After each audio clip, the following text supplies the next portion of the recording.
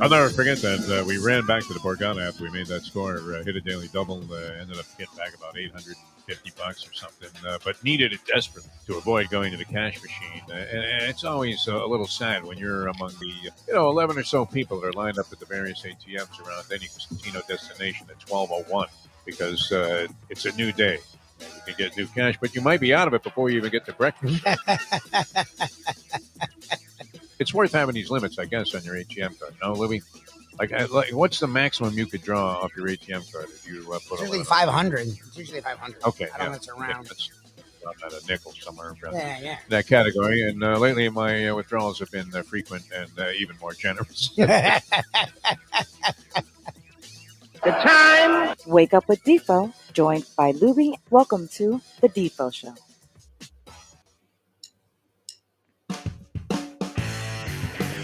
And a very pleasant good morning, everybody. Great to be with you here on South Florida Live. Jeff DeForest and one Mike Lubie Lubitz, and it's the Defo Show. I'll be with you till 9 o'clock today. Part of the program will involve the Hialeah Park Trivia Challenge. You see the logo for Hialeah Park in the background there. Dave Gurgly, back from his world travels. Well, actually, I guess he was back last week, but he will join us once again this week and conduct about an hour-long version of the Hialeah Park Trivia Challenge right here on the show. You can dial us up if you'd like to play at 954-417-0070, 954-417-0070. The always exciting and very contentious Hialeah Park Trivia Challenge on tap for later on today, and that's coming up actually in about a half an hour. We'll get that thing started. So get your thinking caps on, get ready to have your brains busted, and Dave Gurgly will join us at about 7:30 with the Hialeah Park Trivia Challenge. Later on, about 8:30 today, Aaron Schatz. This is a Lubie favorite. Although now the guy's bugging you to come on the show. Is that the way this works now? Because you used to. Back in the early days when you didn't really have what would be called back in the old school of broadcasting, the big-time Rolodex where you could find people. No one had a better one than Chris Visser, Leslie Visser's brother, had the Rolodex with all of the names and the contacts. I mean, and they included everybody that was ever famous, even for a brief second, all the way up to, the most fabled and iconic of athletes and people. Well, it's incredible, the contacts this man had. Lubie started out from scratch, though, because this wasn't really your destiny to be. I mean, you wanted to be on the air, but you didn't necessarily want to be producing shows at the same time. I don't know that was ever something that you were in any kind of a quest to do during your broadcasting career. I mean, you were just hanging out at the station there. They'd already fired you and brought you back for a lesser salary and on a part-time basis with no insurance and no benefits. Yes. And then they said, hey, we're bringing in this asshole that's been on the radio forever here, DeForest. See if you can deal with him. And we don't know how long it's going to last. It's probably going to be a failed, ugly experiment of a very brief nature. But in the meantime, just appease the guy and book a couple of guests for him, right? And you started out, I mean, this was in the height of the beginning, really, of the .com craze where everybody went to the internet from whatever outlet that they were working for previously. And so there was a collection of, as we would call them, .com schminks, who would contact Lubie and say, hey, I have a pamphlet I'm pushing on, how to bet the horses or whatever. Could you possibly put me on your show? And you booked all of them, which was great. And I think Schatz was one of these guys, but like this guy, Matthew Berry, that you might have laughed at 15 years ago when he started doing fantasy sports on ESPN, he just got signed to some lucrative deal by NBC. Matthew Berry? ESPN. Matthew Berry, man. Oh, he's so annoying. How many times have we mocked the whole concept? We were forced on occasion to do fantasy sports. And I have no problem with fantasy sports. I don't partake in it. I don't participate in it. I have never been involved in any kind of fantasy league. I do believe, and this is a polyman theory, I do believe that had there been fantasy sports and sports, gambling way back in the day, that we would have crushed it. Because we knew every statistic, and that was coming off the back of baseball cards. And you really knew virtually everything and studied this at great length. Probably would have been killer fantasy players, but I just never got into it for whatever reason. Although it is kind of cool when you see people that actually know all of this stuff, and especially with the participation of women in fantasy sports. And I don't know. I mean, is there some kind of thrill? Do you get a little bit of a, I don't want to say a Woody there, Lubie, but when a woman says, "Hey, you know what? He's only got 13 catches in the fourth quarter in his career. So hell, you want? I'm not going to play so and so." And you're thinking, "Wow, man, who the hell would know that? I'm a sportscaster, for God's sake. This is my profession. I would have never come up with that." I don't come across that often. Yeah. I I get mean, the what are opposite. people basing their opinions on? And then you would have like we were obliged to have various fantasy people on here and there. Remember, they started that goofy every show that they started at iHeartRadio that involved the state of Florida. That that they paid a lot of attention to and poured a lot of effort into. Every one of them lived a very brief life. Yes. Had like zero shelf life, right? They always Right. they like what we did, but they bring on these shows that were the worst, and it would last like 4 months. It's like, why are you putting all this time into something that you're not even going to give a year?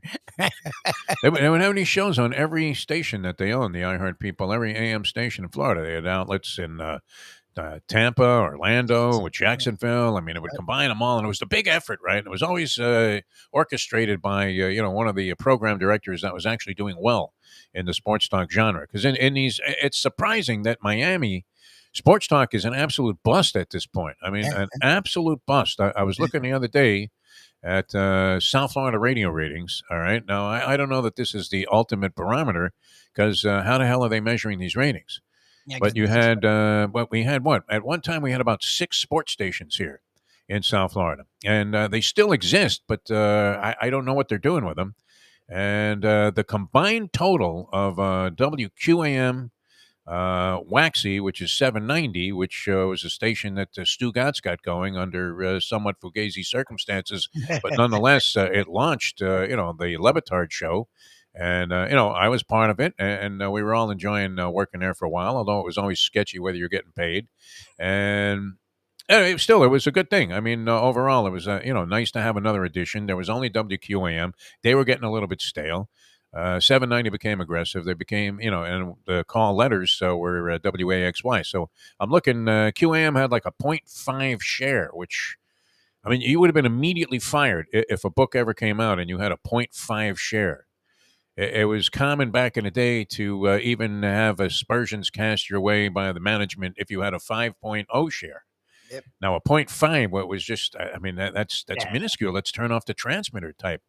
Now, they're the leaders there with a 0.5 share, and then Waxy had like a 0.3, and Winds drafted in there 940 where we were with its typical 0.2.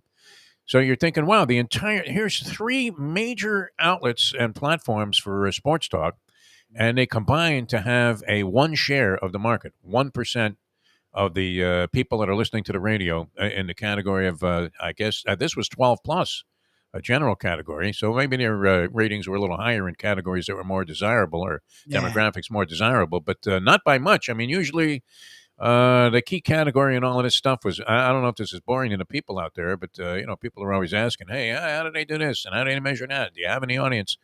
The key category of the demographic, and I'm not sure that this is applicable anymore, but was always men 25 to 54 in sports talk. It was the big category, right? And that's all anybody cared about. They didn't care if you had a 0 in the other categories. But that was usually about double what the 12 plus rating was. So even giving it the benefit of the doubt and grading the whole thing on a curve, you're talking about a 2 share with 3 radio stations combined. Where, you used to see, in New York, for example, you have WFAN is doing 6s and 7s in the New York market. So I don't know. Does that mean we're a bogus sports town? Is that the fault of the stations?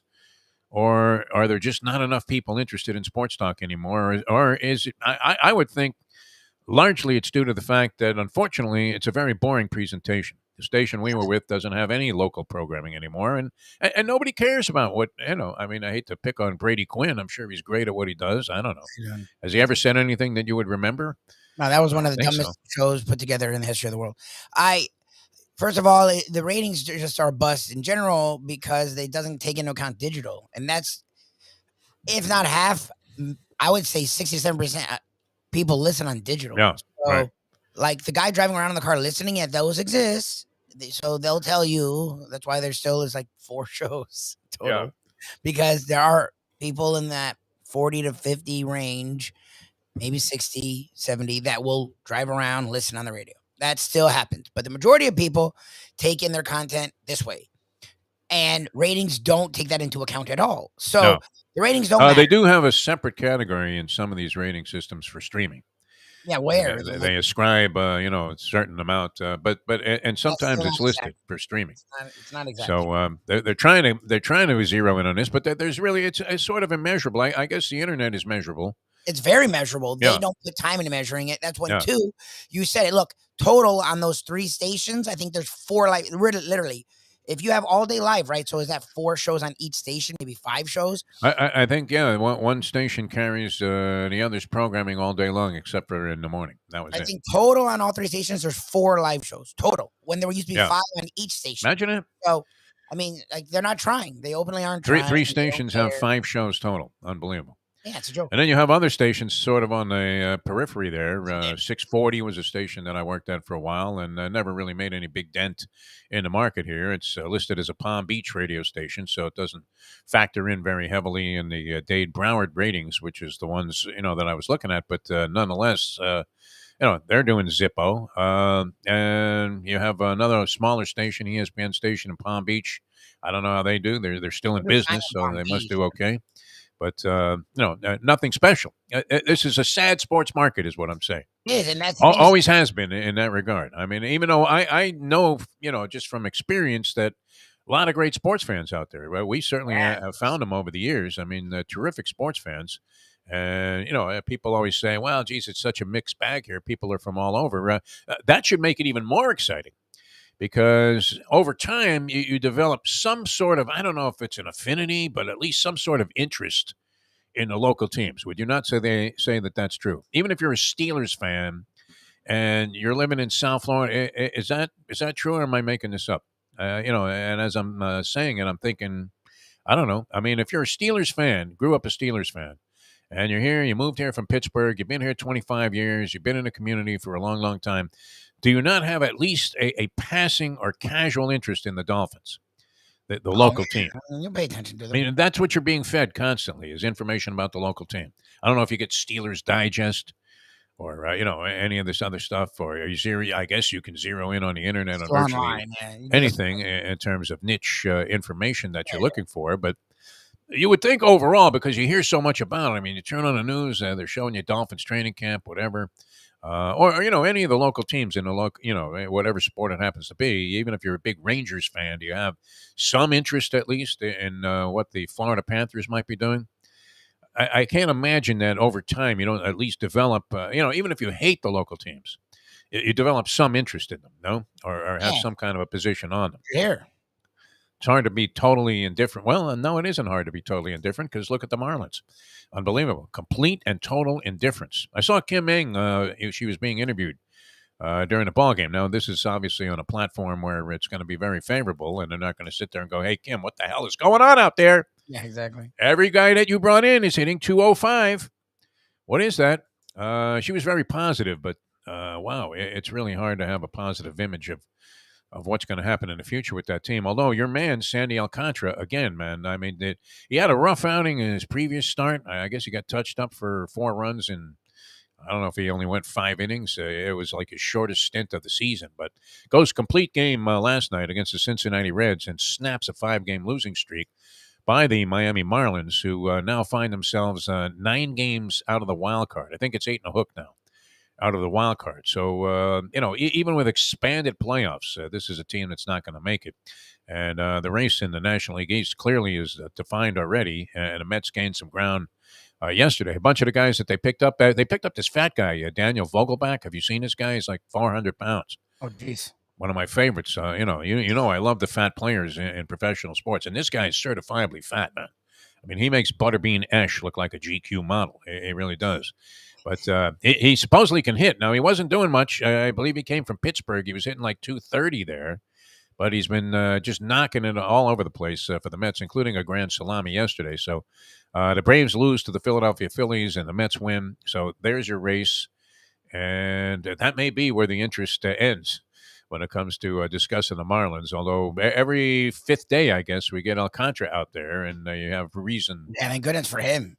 What a monster! Yeah, I mean, he's been great. Goes the distance yesterday and pitches a shutout. And just looked. I don't know that he looked unbeatable, but the Cincinnati Reds, not exactly stellar opposition, had been pounding the Marlins into oblivion and managed to finally, succumb to Sandy Alcantara's greatness. And so that was a good thing. But a little interest. Nobody in the crowd there, lifeless in the stadium.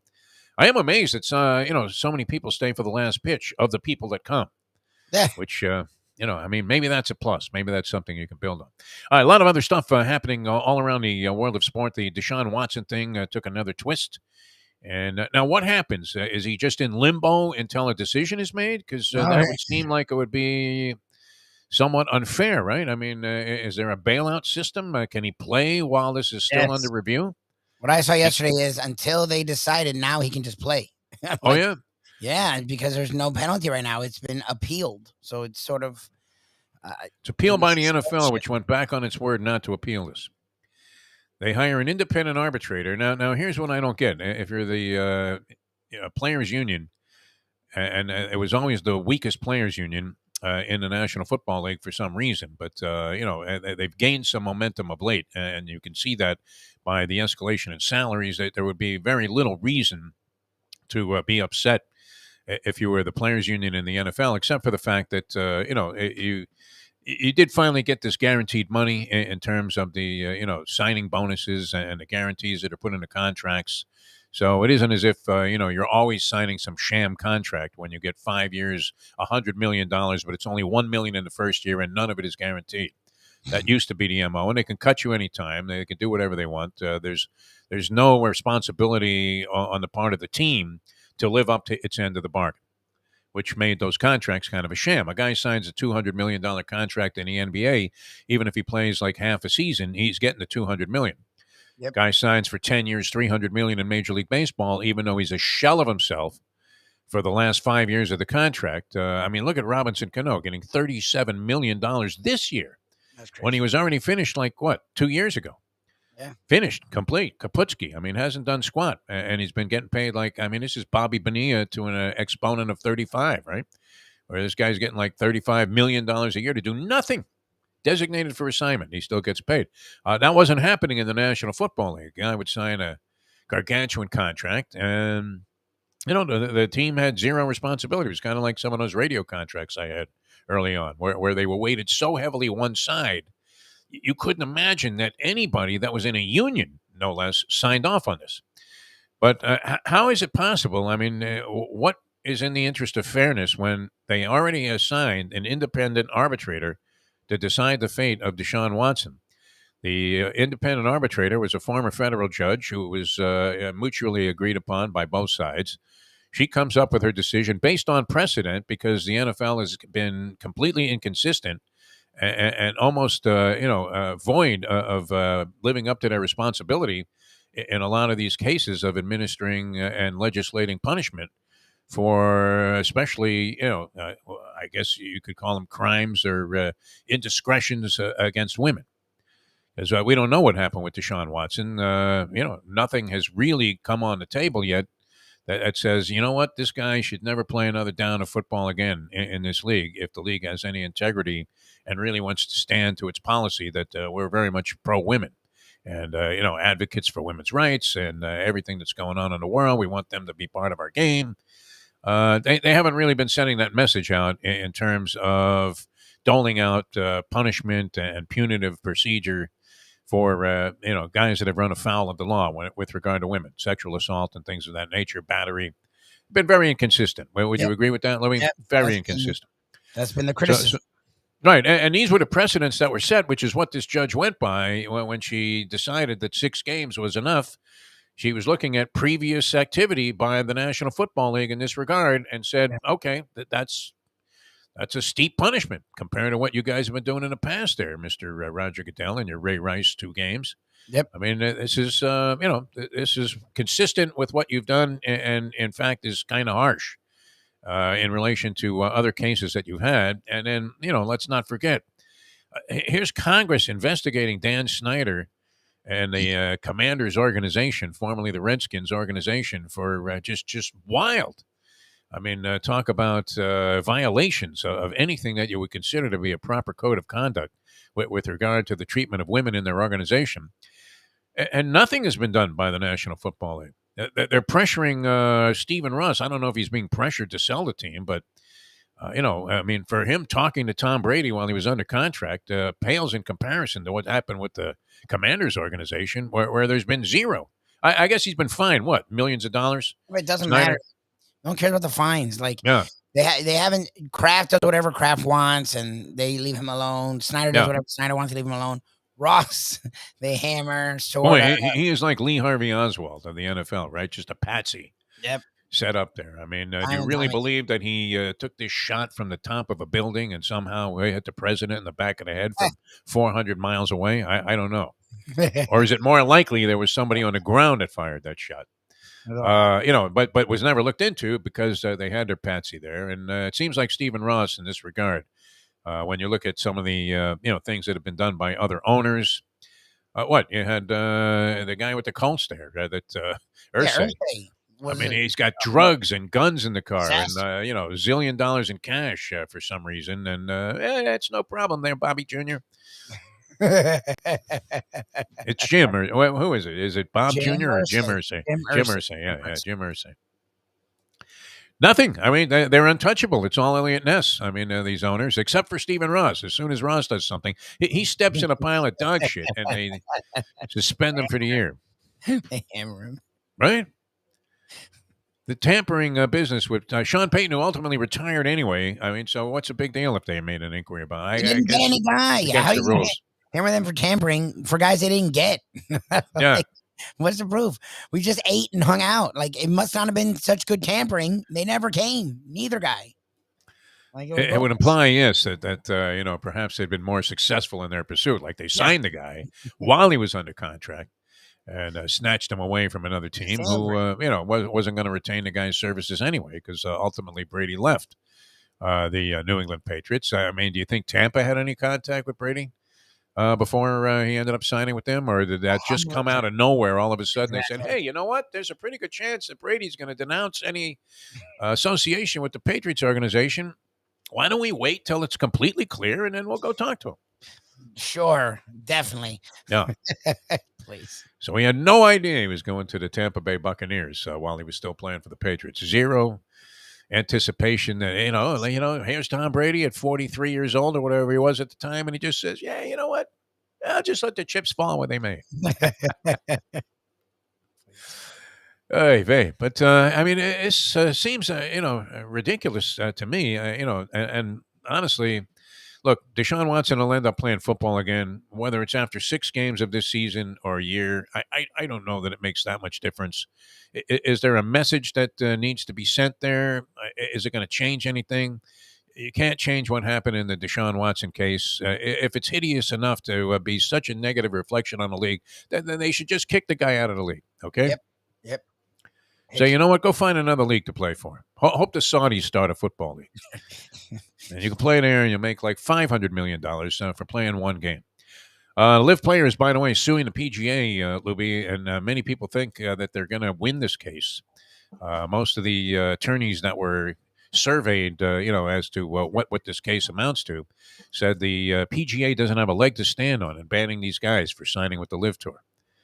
That it's a total violation of antitrust, that they can't ban them. They're qualified to play in these PGA tournaments, and they met the qualifications, and the fact that they're playing somewhere else still doesn't, if they were taking so much time away from the PGA Tour, they wouldn't have the credentials to still play on the PGA Tour. But they still do. So 11 guys suing the PGA Tour, including Big Phil Mickelson, who, why does he even want to play golf anymore? What does he need, right? Just play your 6 tournaments there with the Live Tour, shoot 12 over par each round, and collect your $200 million, and sayonara Phil. But I'm thinking this, that, we ought to get into a business venture. And maybe, since the professor's not with us this week, should we put the top 5 celebrities that we would like to see sign on the Celebrity Live Golf Tour? right? I'm thinking like Tom Selleck would be the first guy I'd go after because I've noticed those ads have disappeared for the Yeah, they're reverse not there. mortgage. Yeah, they're not there. Is there some kind of federal government crackdown on this? I mean, he's older. They phase people out. Like at some point, like you haven't seen Theismann. I don't see Theismann doing any of his weirdo commercials the last few years. Has Selleck busted out every senior that was hurting for cash that owned a home in America? Is that what happened? That there's just no more sucker money out there for these guys? And I don't know. Maybe it's a good thing. Anybody out there, a show of hands, anybody out there ever apply for or have in place right now a reverse mortgage? Reverse mortgage, Lubie?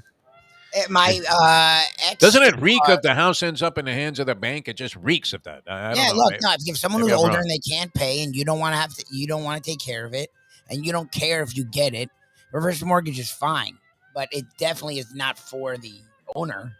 Like it's hinky, like 100%. You're allowing the bank to sign back in when you had them out of your life. Think about that. It's one of those things that even with an equity line of credit, right? You're sitting there thinking, well, geez, I don't know that I want the bank back in my life for any reason, especially now when money all of a sudden is becoming a very scarce and sparse and hard to come by commodity, and you need so much of it just to buy an orange or an apple at the grocery store, right? I mean, everything is ridiculously expensive, Mike Lubitz. Although, how come nobody's screaming about the gas thing now? It always is this way, right? Where an athlete gets in trouble and it turns out that the allegations were completely false. He was arrested, completely unfairly, and all of this persecution that he suffered in the press, what was totally unjustified. But when they find this out, the retraction that's put out is always in the agatite. Yeah. Exactly. Not even underneath the British soccer scores anymore, European soccer scores, because they become more popular. So now they're buried underneath like hockey transactions, AHL transactions, right? And then you'll see, oh, by the way, we were wrong about Michael Irvin there. He really wasn't, stoned out on cocaine when he raped a chick. Actually, he wasn't even in the city at the time. That's it. It was in like the fine print, like it was the bottom line on the DMV eye chart, where you're going, are those are cues, right? You can't tell. A little speck of dust is on the screen there, so you give them all cues, and they deny you getting a driver's license because you're blind as Helen Keller. Unbelievable. But anyway, I mean, it seems odd that you would have the NFL now coming back and going against their own agreement, and now Goodell is the guy that decides. So what's going to happen with Deshaun Watson? Just give him a year and don't go to why go to this? That's my thing. Is I think the 6 games. Look, I think it's dumb in the sense that Kraft got nothing and Snyder's gotten nothing yet. Yeah. So and both of theirs are to me just as, if not more, egregious. Like these are owners. These are among the 32 people in the world that own an NFL team. They should be held to a higher standard. This isn't some player that's out there getting his head beaten in or anything. These are men of great wealth and supposedly distinction that are the face of your league in reality. Even though the players obviously are the people that we want to pay to see, but I mean, House Snyder for all these years, all we have to do is get John Feinstein on the show, and all you have to do is mention. You can mention, one of several words to Feinstein, and he immediately, it's like Niagara Falls. He just, slowly he turns, step by step, man. He just wants to destroy whatever it is about the Washington, formerly Redskins, now Commanders, Dan Snyder. I mean, and the league has been looking at this forever. It's very similar to what happened, with the Clippers. And Donald Sterling, where, I mean, the league was well aware of this guy's racist tendencies and policies, and that he actually cashed in big. The reason he had the financial wherewithal to buy the team in the first place is because he was a slumlord. Slumlord, yeah. Targeted at minorities. So that's the thing. Look, the 6 games, because of that, 6 games is definitely enough. I just think they've made this such a big freaking deal that at the beginning to settle on 6 games was ridiculous. However, if both parties are going to agree to a third party to do this, then you have to let the third party do their job. To think, oh, I don't like it. Now we're okay. How do you bring it back to the point where Goodell then makes the decision? I mean, that seems bizarre to me, right? I mean, is this a Russian courtroom? I mean, holy Brittany Griner, what are we talking about here? This poor girl's going to get saddled with 10 years for making like a stupid blunder, but nonetheless, I mean, is she a criminal that needs to go to like some prison colony in Russia, like she was in the Gulag Archipelago or something? I mean, for 10 years, it's insane. I don't think, but she's also not worth one of the most vicious men to ever live on this planet either. Oh no! I mean, to send this guy packing That's to a get a problem. basketball player back that made a mistake. I'm sorry. I I feel mean, bad for Griner, but to what extent are you on your own? You make your own bed, and sometimes, unfortunately, you have to lie in it, right? I mean, one of the only times I sort of agree with Trump, I wouldn't call her a spoiled brat per se, but I would say you have to take the temperature of the world, and if normally it's okay to bring something illegal, don't give them something. Like I know I can get weed in Jamaica, but I know they're also fucking weird on the way to and from Jamaica. So I'm not going to bring weed to or from Jamaica because I don't really want to give them anything. Yeah. Is it stupid that they're hard on me knowing that that's something that's widely spread in that country? Yes. But sometimes in life you grow up, and that's my problem. She should be taken out. But again, there's certain, boundaries. Like that's the problem with the Watson thing. Should he got more? Maybe. But when you look at Kraft, he's like a face of the goddamn league still. So like he really is the face of the NFL owners. Like they show him every time. It's him and Kraft, Jerry. Two guys who are massive criminals. Like Jerry Jones is caught up in so many friggin' things. Like every week he's with a stripper or a prostitute or some drug den. Like love children. Yeah. Didn't he have a couple of love children revealed recently? Jerry Jones. Jerry does his free time. I'm just saying, like he does extracurriculars in a way that a lot of these players never have delved in, and he's a billionaire. And they're like, oh, well, that Jerry. It's like Charlie Sheen. That Jerry. I agree with Anthony on our chat line here. There's nothing like smoking a joint in Jamaica. And still to this day, the highest I ever was in my lifetime was after taking one hit of weed with these Rasta men that were living in the mountains off the Rose Hall Wyndham, I guess it was at the time. I think the hotel's been bought out by somebody else, but it was a Wyndham hotel, and it was a golf course there, magnificent golf course. I mean, a real Rube Goldberg type of golf course where you teed off on the hole with a 9-iron and you had to hit it over the trees on a blind shot, and that was your tee shot that left you still 240 from the green once you got down there, and you had to hit it over a lake and a waterfall. And anyway, my buddy and I end up in some treehouse, which we probably should have thought twice about. With our camera equipment and all this stuff as we're taking a preview of the course and taking a few shots there just to see what's going to look good and, what we're going to use in the video we're going to make. And guy takes us up to this treehouse, says, you guys got ganja, man? We're like, oh, yeah. We had already bought like $10 worth of weed down on the beach. Yeah, like which was brilliant. I mean, it was like the best weed I'd ever smoked at the time. I mean, comparable with my very first hits. Back when Acapulco Gold was, frequently, a commodity you could come by here in the States. And then, so we were like, oh, no, we're set, man. The guy says, well, where'd you get that? We sit down on the beach. He starts laughing. Like the garbage. So he says, here, try some of mine. Breaks out a strain of marijuana that I never even envisioned could possibly exist. All right. Takes it out. It's like a, weird color of green. He lights it up.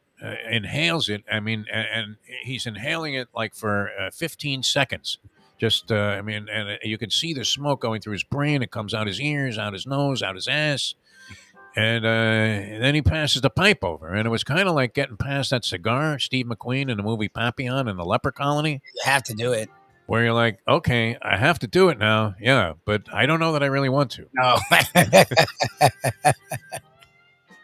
The consequences could be immense. Yep. So we take one short hit of this thing, my buddy Mike and I don't know. I mean, I was seeing the purple haze. I really was. It was the most stoned I ever was off one hit of marijuana for the longest period of time in my life. We barely made it out of this treehouse there. Then we learned later that that's not really a safe practice to kind of venture out on your own there in Jamaica, because even the people on the tours were getting robbed of their jewelry. Yeah, on organized tours. I mean, where they went the whitewater rafting, that was a big thing there, and like the women would come back, and none of them had any of their rings or necklaces anymore. Which you're thinking, why would you take them in the first place when you're going whitewater rafting? But don't bring anything. I guess you want to be decked out in diamonds at all time. But No, so it was dangerous. We didn't realize it, but as stoned as I've ever been. So Anthony, you're right on the money there. The weed in Jamaica is still, it's just for different. my It's lifetime, just somewhat unparalleled. It's just different. Including, I mean, having gone out, to some extreme to, find a strain of marijuana that probably is very rare in any other part of the world. All right, speaking of getting high, we're going to do it with the Hialeah Park Trivia Challenge. And Hialeah Park, always a great place to go. We love Hialeah Park. Dave Gurgles Gurgley, is he ready to go? He's ready to go? Okay, good. Dave Gurgles Gurgley going to join us here. And that's always great. The number is 954-417 0070, 954-417 0070. There's the handsome world traveler, Dave Gurgles Gurgley. How are you, my friend? Any great stories of success at racetracks or anything along those lines? I mean, the last time we spoke, you were up like 4,600 on a pick 5. Well, I'll be heading to Saratoga next week. So I'll be on the show today. Next Wednesday, I leave a little trip to Allentown, and Friday up to Saratoga. Be there Friday, Saturday, Sunday, and I've already spoken to our favorite Saratoga VIP, the Marty Girl. Oh, yeah? She's at Ciro's up in Saratoga. She's up at Ciro's doing great. So I will visit with her next Friday. Over the weekend, Saturday, I did have a little pick 3 at Saratoga. If you beat favorites at Saratoga, which is certainly the place to do it, you get some prices. I think I got a 4-1, a 10-1, and then a 6-1, and a $1 pick 3 paid $1,100. Woo! So that helped. You are on fire, Gurgles. Golly, good for you. Are you? Have you tendered your resignation there to the golf course? No, based on your gambling no. exploits. No, no, by all means. We all know better than that. And I heard you talk about retractions in the paper. I remember several years ago when we were all sitting in pews in a courtroom, and you were found not guilty when the Sun Sentinel came out the next day and did the retraction and said, Jeff DeForest cleared of tampering with the Cleveland Indians. See, they make mistakes. I don't know how that happened. I think that was one of the accusations that the federal government lodged against me. And they could. That courtroom scene, Lubie, that courtroom scene when we were all there as character witness with Kaplan and Hank. And all you guys. Witnesses. We were. It reminded me of the last scene in the original Ocean's 11 when they were all there with the body, with the money in the casket, and they said they were gonna burn the body. So it just looked. Oh my God, we were all heads down. Oh no! Looked like they rejected extras from Hogan's Heroes. Yes, even better. Yes. Peter Leonard.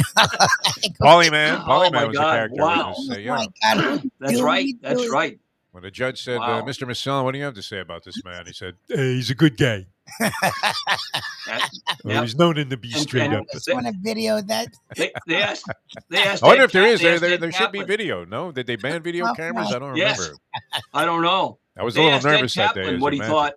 I remember asking Ed Kaplan what he thought. He said, listen, I just bet speed. Don't worry about anything else. It was quite a day. Kaplan had a racing form on him, and Hank was like, can we get this over with already? I got a show to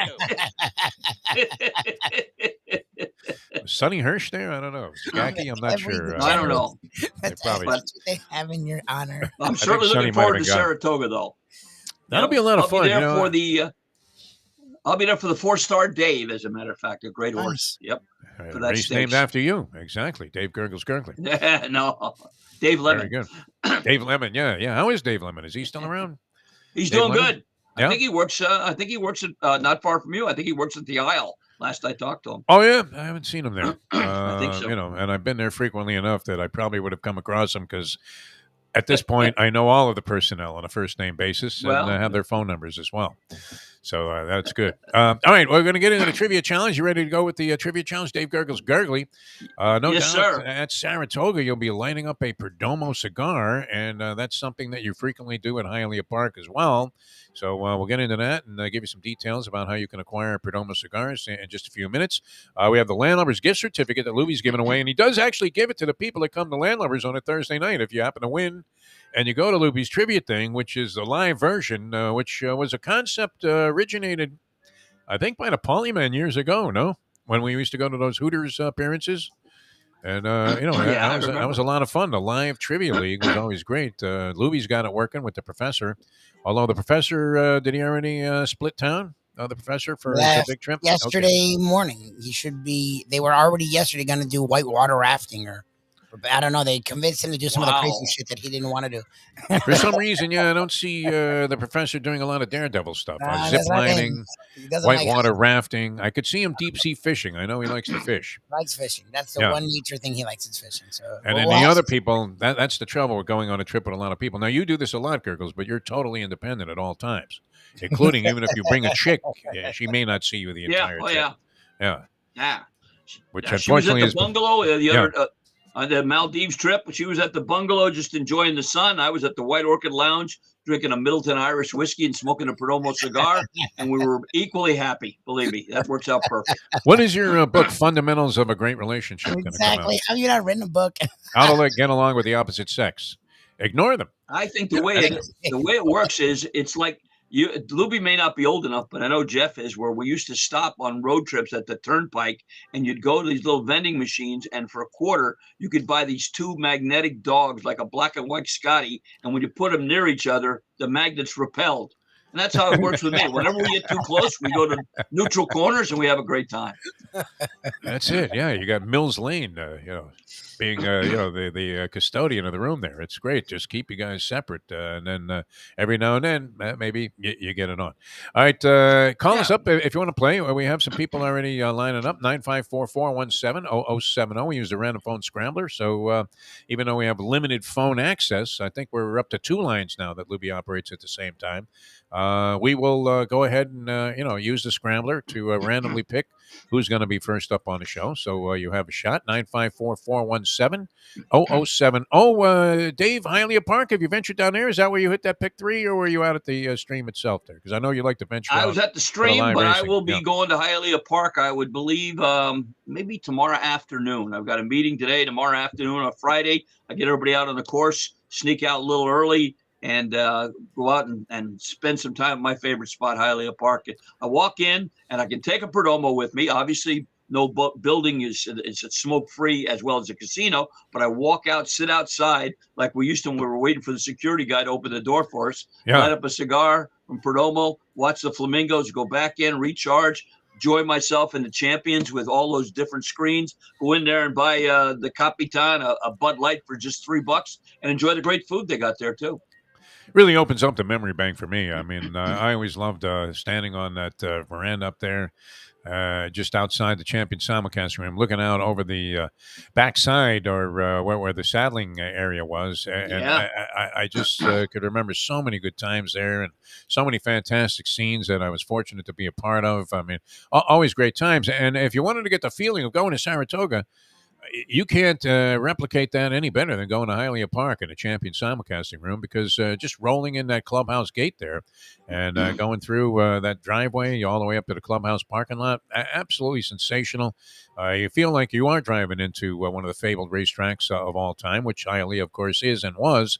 And then they've got it set up just beautifully there in the champion simulcasting room. It can accommodate you and your various gambling moods, which sometimes you want to be a complete loner. And then other times you're Mr. Celebration. I've seen you in both MOs. Yeah. Yep. So you can have when Frankie ran the contest, we had the lovely and talented Leslie Visser and the Duke, and I had 2 guys with me from the stream that were in the contest. And to this day, they still cherish the picture I took with Leslie with those 2 guys on each side of it. So the celebrities go there, independent guys like me who don't be bothered, or also when you want to celebrate with a nice Macallan whiskey and a whole bunch after a hit, all your friends can be there as well. Easy to bet, easy to win, and for me, very easy to get to as well. Hialeah Park. Speaking of Leslie Visser, she's very much in the mood because she's heading to Saratoga this weekend. She's already up in New York, and she's going to venture over to Toga, I think, to be there Friday, Saturday, and Sunday also this weekend coming up. And the Whitney is the big race, which features Life is Good. And Bill Mott's been on fire. And so I get a text yesterday from Leslie Visser saying Rosario is God. She's loving Joel Rosario and the way that he's riding up there at Saratoga. And your man, J.J. Castellano, has kind of come back. And, he's good. And Rosario made my pick 3 last week. He went on a 10-1 shot on the turf, where it's very seldom to get Rosario on a 10-1 shot. And of course, you know me, some guy was rooting for the 5. He was the 9. Yeah. And I said, bury that 5. Come on, 9. He went right by him and paid $23 in the middle. And I loved it. Yep. And she's right about Rosario. Him and the other guy that I don't think gets enough credit as a finisher is Luis Saez. Saez he is gets good, in the lead and somebody comes up beside him. Oh, he's strong to the wire. So I'd watch those guys. Yeah, Rosario had a very clever ride yesterday to come up with a winner on Price Horse, a bit of a price anyway, as he's trapped on a rail and he takes the horse out, and instead of just making the one shift, he knows he has to go all the way to the outside. He does that without losing any momentum and comes on and wins the race in the final strides. Some real clever stuff happening there. Great jockey colony at Saratoga. Yes. I mean, this is the best of the best. You can bet it all at Hialeah Park and have yourself a blast and almost feel like you were there. Yeah, you can save yourself the schlep to Albany. And now you're driving from Allentown. Is that the way this is going? Well, it works out great. I'll be staying there playing golf with on Thursday with 3 buddies of mine that I've known over 60 years. And then Friday, another friend of mine and his wife are picking me up, and we're going to be staying in a couple cabins on a lake at Bern, New York. I think it's Bern. It's an hour from Toga, and there'll be a group of 6 of us. We'll go there. A good friend of mine from Gulfstream, set up, so I'll get clubhouse admission every day at the will call. So nice. I'll get in for free. We'll take some chairs, sit out by the paddock area. Then I'll go out and watch the races live, and then I'll make sure to get to Ciro's either Friday or Saturday and see Marty. That place will be jamming, huh? I mean, especially. Yeah, well, they open at 5. So I'll have to leave after the 7th, go get a drink, and then come back in. Wow, Marty Girl holding court there in Saratoga. That's her spot, too, so that should be a lot of fun. Yeah. All right, we're going to have a lot of fun coming up. Hialeah Park Trivia Challenge on tap here. Dial us up if you want to play, 954-417-0070. That is Dave Gurgles Gurgley. He's going to conduct the proceedings here. Mike Lubie Lubitz at the controls. I'm Jeff DeForest. It's the Defo Show, and we'll be with you till 9 o'clock. Later on, some NFL stuff with Aaron Schatz, formerly a .com schmink, but now a big shot, man. That NFL Outsiders, Lubie, did take off and became a very viable entity in terms of sports analysis. So what seemed like a far-fetched concept, a real contrarian idea when it was conceived, has taken off and immersed itself into the sports culture. So he's going to join us later on to preview a little bit of the NFL season. And, of course, your favorite game to bet on, the Hall of Fame game, Gurgles, takes place tonight, where there's an angle on this game. But, of course, with any kind of betting, there's a reverse angle that seems just as appealing. So we'll get into that later on as well. Back with the Hialeah Park Trivia Challenge in a moment here on the Defo Show. Now that. Time. This world traveler Gurgles is amazing, isn't he? I mean, right from the Maldives to Toga. It's 7:47. Folks, Tony Segreto here. Let me ask you a question. What do you look for when you go out to eat? Good food, obviously. Friendly atmosphere, not too loud, but good energy, reasonable prices, and a place where you feel comfortable. All those ingredients, no pun meant there, are hard to find unless you're talking about the Texas Roadhouse. You see, they encompass all of those attributes. Really, really good food, amazing atmosphere, good for a family, good for a date, or just a night out for yourself, and prices that will make you extremely happy. Their ribs unmatched, steaks hand-cut every day. Everything, and I mean everything, is made on site, including their incredible bread. It's the one day, folks, that you can forget about low-carb diets. Trust me when I tell you, Texas Roadhouse, your restaurant, your destination when you say, where should we go and eat tonight? From the newly renovated sports bar to the beautiful bayside views captured at the Tiki Bar, Jimmy Johnson's Big Chill has it all. Located at mile marker 104, the Big Chill also offers waterfront dining while experiencing breathtaking sunset views of the Florida Keys. It's simply the hottest spot in the Keys to cool off. That's Jimmy Johnson's Big Chill at mile marker 104 in Key Largo. For more information, call today at 305-453-9066. I mean, if you look at our organization today, and you've seen what we've done, from every aspect except on the playing field, we're probably the first-class organization in the National Football League. It's now time for the Defo Show. Some might question that in light of the proceedings the other day where Stephen Ross was suspended and Roger Goodell called this the most egregious example of tampering that he's ever seen in his lifetime, which I think he says that every time something new comes up. Welcome back to the show, the Defo Show. Jeff DeForest, we got Mike Lubie Lubitz, Dave Gurgly conducting the Hialeah Park Trivia Challenge. Every Thursday we do this, and it's always a pleasure to have Dave with us on the show. You can dial us up. Lubie's got a Landlubber's gift certificate he's giving away. If you're from out of the state here or watching or viewing the program, listening somewhere in Taiwan or whatever, Philippines, don't worry. You can come here, and Louis will get you the gift certificate, and you can have a nice meal or two right there, courtesy of Landlubbers, which is in Plantation, Florida, and that is Sunrise and Pine Island, and a great spot. Gurgles has been to the trivia competition there, and I would consider you to hold these kind of scenes to a high standard, having been involved in trivia yourself here for like 25 or more years. And you said it was top notch, the way that it was run. Unbelievable. I mean, you can't underestimate Mike and the professor. They do such a great job. And the thing is, it's out of my element in that it's not just simple sports questions and remembering something from the 30s or 40s. This is all genre and then music that ties in with it. I mean, one of my favorite ones were this country at its inception or very new was it had adopted Hinduism right from the beginning. And then they played a song by Paul Simon, me and Julio down by the schoolyard. And I thought it was Spain. And what it was Nepal. So Wow. they're very clever in what they do. And it makes you think. But the good news is, as bad as we did, the food made up for it, the food and drink. I would go there in a heartbeat. Yeah, it's I like really when Joey Meyer took over in Nepal. I mean, and got them into the final. Oh no, that was DePaul. I'm sorry. All right, you ready? That was one of the choices. Yeah. All right, Dave Gurgly. We mentioned a Polyman. I had some communication with the Polyman, and he has vowed a comeback.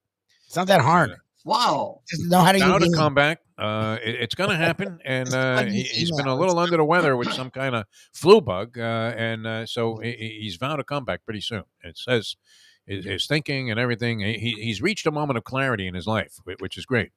I don't know if that came coincidentally with the fact that a certain someone checked out a year or two ago, but he's found clarity, and he has just a perfect vision of what we need to do. And I think we're all going to come back together here with some form of trivia show, and Polyman will be a big part of that. So I'm looking forward to that. Well, I when I talked to him last time, he was trying to get in touch with Dr. Fauci to see if there was any kind of vaccine for what he called the fiscal flu. I don't know what that encountered, but I think that involves some kind of anal, examination. No, that's what it sounds like. Oh, okay. All right, Dave. Well, in honor of the Polyman, and the fact that we love this guy, and he's one of the all-time great characters I've ever come across in my lifetime. Absolutely love this man like a brother. We will pay homage to the Polyman and start the game in the traditional fashion with Dave Gurgly as the Polyman and some easy baseball. And it's only fitting we start off like this. This legendary broadcaster on numbers in the game of baseball said, statistics are very much like a drunk using a lamppost. It's more for support, not illumination. What's that? The great Vin Scully, Vin Diesel, Vin Baker, or Dusty Baker? All right. Well done there, Dave Gurgly. That's our first question. And here's a random phone scramble to select our first player. And it lands on, very appropriate here, Lenny the Chronic. Chronic! One of the main competitors, probably the all-time champion now on the show, and also at the Lubie Landlubbers competition. Chronic, how are you? You all right, Chronic? Hey. A. All right. Lenny, Comes up with an A there. A very reluctant A. Hey, breaking up. You guys breaking up a little bit. All right. Well, we're somehow breaking up or you're breaking up. You have 1 point. We're doing fine over here. I'm not sure what your reception is, but you sound fine. So if you can hear us, we'll go ahead with the true-false question. Okay, and Lenny, I do apologize. The 2 times I was on your team and we actually lost. I did make 500 each time from Stephen Ross for tanking that thing, but it was worth it to me. Yeah, we're going to nickname you the Cooler. Yeah, William H. Macy. You got it. Yeah. All right, Lenny, football, true or false? We had a visit from Pat Fox. Pat Fox made an appearance last week. Oh, no kidding. Terrific. You Yeah, all set? thanks. You got a full team tonight? You're good for tonight. You don't need me, right? Okay. Yeah, come on down. Come on down. All right, here we go. Football, Lenny, true or false? Believe it or not, former President Donald Trump, in a Sports Illustrated article about the now defunct USFL, said his biggest regret as an owner of the New Jersey Generals was not successfully luring Don Shula as the head coach. Oh, true or false? Why not? True. True. No. Paulie, that one's for you, Paulie. All right. Shula, I want to say, was what? I mean, he was a big Bob Graham supporter because Graham was a Democrat. Yes. But I don't know why I want to think of Shula as being kind of more likely to be Republican. Yeah, conservative guy. I think so. Yeah, they were. But just Trump friends. wasn't his type of guy. I don't think Trump was his type of guy at all. No. All right. One going for four here, Lenny. Lenny. Of course, you whiffed on the true false, which is very typical. All right, Lenny. Another Vin Scully question, and I know you'd know this one, being a Vin Scully fan. In 1967, Vin Scully was the co-host of the Rose Parade in California, with what TV personality as his co-host? Wow. Was it Tina Louise of Gilligan Islands fame, Elizabeth Montgomery of Bewitched fame, Marlo Thomas of That Girl fame, or Barbara Eden of I Dream of Jeannie fame? Great Who choice. was his co-host in Four beauties. 1967? Those are four beauties. I'm going to go with my favorite, Barbara Eden. Barbara Eden. Yeah, I understand why you like her, but believe it or not, it was the one with the nose twitch. Elizabeth Montgomery from Bewitched was his co-host. Good question, Gergs. I was going to go with Marlo Thomas. I think they went with a more conservative approach there. All right, you have one going for six here, Lenny. It's all on the line right here with this question. All right, the inevitable Hall of Fame question. Hall of Fame games tonight. With a minimum of 5 appearances, who was the only team to remain undefeated in the Hall of Fame game? Is that the 49ers, the Steelers, the Redskins / Commanders, or the Saints? Let's go with the Redskins. Redskins. Got it? Oh, you 5-0. Wow. 5-0. Well done. Wow, I never thought he'd get that one. Well done, Lenny. There you go. The Hall of Fame game, which tonight there's an angle on Dave Gurgle's Gurgley. You can appreciate this. And it was explored by the guy that is writing, I think, I don't know if it's Brent Musburger's thing anymore, but we always called it the Brent Musburger Bury America campaign, which was the organization he had out of Vegas. And I think it was bought out by a thing called Action Sports or something, or else they just changed the name. Anyway, he says that Josh McDaniels, here's the angle, went to high school at the high school that's right there behind the Hall of Fame field. And so he's going to have a lot of his local, people. It's his first. Well, it's not his first head coaching gig, but he's back in as a head coach, and that they feel like that, or at least this guy feels like he's going to want to put on a show for the local fans there, and because he has local ties, that he's going to go out there and you know what the Hall of Fame game boils down to in the fourth quarter, Dave Gurgles-Gurley. It's not scrubs, it's who wants it more. All right, so he's implying here in this handicapping analysis that the Raiders are going to want it more for their head coach, Josh McDaniels, whereas I'm going with the absolute opposite theory, which is that, and this, is logical, that Doug Peterson needs to establish right away with the Jaguars a winning culture and erase the stench that was left there by Urban Meyer last year and all previous people that have tread there to work for the last 20 years or so. I think I'm going to go ahead and send it in on the Jaguars, even though they've already announced that they're not playing anybody that's going to be on their roster. I agree with you. What about this angle? How many coaches who have won a Super Bowl and are now coaching another team have ever lost in the Hall of Fame game? Is that the 5-point question for the next caller? Answer to that? No, I'm just throwing that out. I have no idea. I don't even know if that ever occurred. But question. You know the answer? That sounds like one of those Jaybird questions from the past there, where you had Rocky Marciano inventing for 5 the points. fax All right, machine. And the guy says false, and he goes, no, you're out of your mind. He did it. It's like fax machine. Marciano, he's like around in the 40s. What are you talking about? All right. Already, to continue the game here with Dave Gurgles Gurgley. In fact, maybe we should take a brief time out and then come right back to it. So let's do that. Perdomo Cigars, David, what do you think? I mean, is this something that you're going to be carrying with you? You don't have to go grinder on this because you can just take them virtually anywhere. You hit the nail on the head there, Jeff. I went and saw Nick Jr. and his lovely wife, Janine, and Nick Jr.'s wife, Lauren, just Tuesday, as a matter of fact. And I did that. I picked up 5 Perdomo cigars to take with me up to Saratoga. One of the guys at Saratoga I know is a big cigar smoker. He'll have one. I'll have one. I'll play golf on Thursday and have a cigar. Play golf the following Tuesday and have a cigar. Thursday, I'm going to play golf in an exclusive course in the Pocono Mountains. Wow. And it's a group that play. Yeah, a group that play. And one of the guys in the group that plays, ready for this, was my JV high school basketball coach. Wow. He's in his 80s now. He's still alive? Yeah, and I was the 15th man on the team. And that's still a distinction. I'd love to see him and reminisce. Oh, yeah. But he let me lead the team out every game.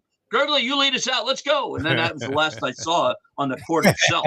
But, I'll have a Perdomo cigar there, and you don't have to go to Saratoga to get a Perdomo cigar. You can get one at 5150 Northwest 167th Street, right off the Palmetto on the south side, a little bit east of the Home Depot, right on the access road there, the big Perdomo cigar sign. Go in there, see Lauren, see the Humidor where our late great friend, the Mad Dog, I'm smoking a nice anniversary cigar there. But you can go in there, get a mild cigar, get a Maduro wrapper, Connecticut wrapper, Robusto, Churchill. They make them perfect one at a time. Cuban seed tobacco grown in Nicaragua, 305-627-6700 is the number to call. And Perdomo Cigars is the place to go. Monday through Friday, 9 a.m. to 6 p.m. Weekend, you want one? No problem. Go online, www.perdomocigar.com.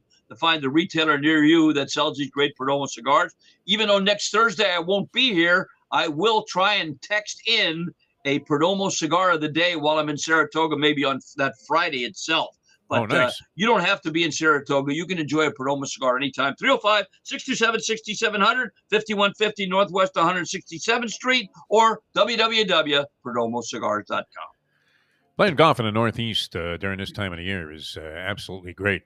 I mean, obviously it's limited, but totally different too. Because the foliage and all of this other stuff that gets involved. Now, are you going to be anywhere near Pocono Downs while you're in the Poconos? No. Where is Pocono? I know it very Downs? Well. Is it in the Poconos? Pocono Downs is in Wilkes-Barre, Pennsylvania. Wilkes-Barre. Okay. I used to drive a truck there during a dress strike, and I had to drive instead of the other drivers, and I'd go right past Pocono Downs. But I've certainly been to Pocono Downs. But playing golf in Saratoga on Tuesdays on Saratoga Lake, they used to have a course where it was $1 a hole to play up in Saratoga.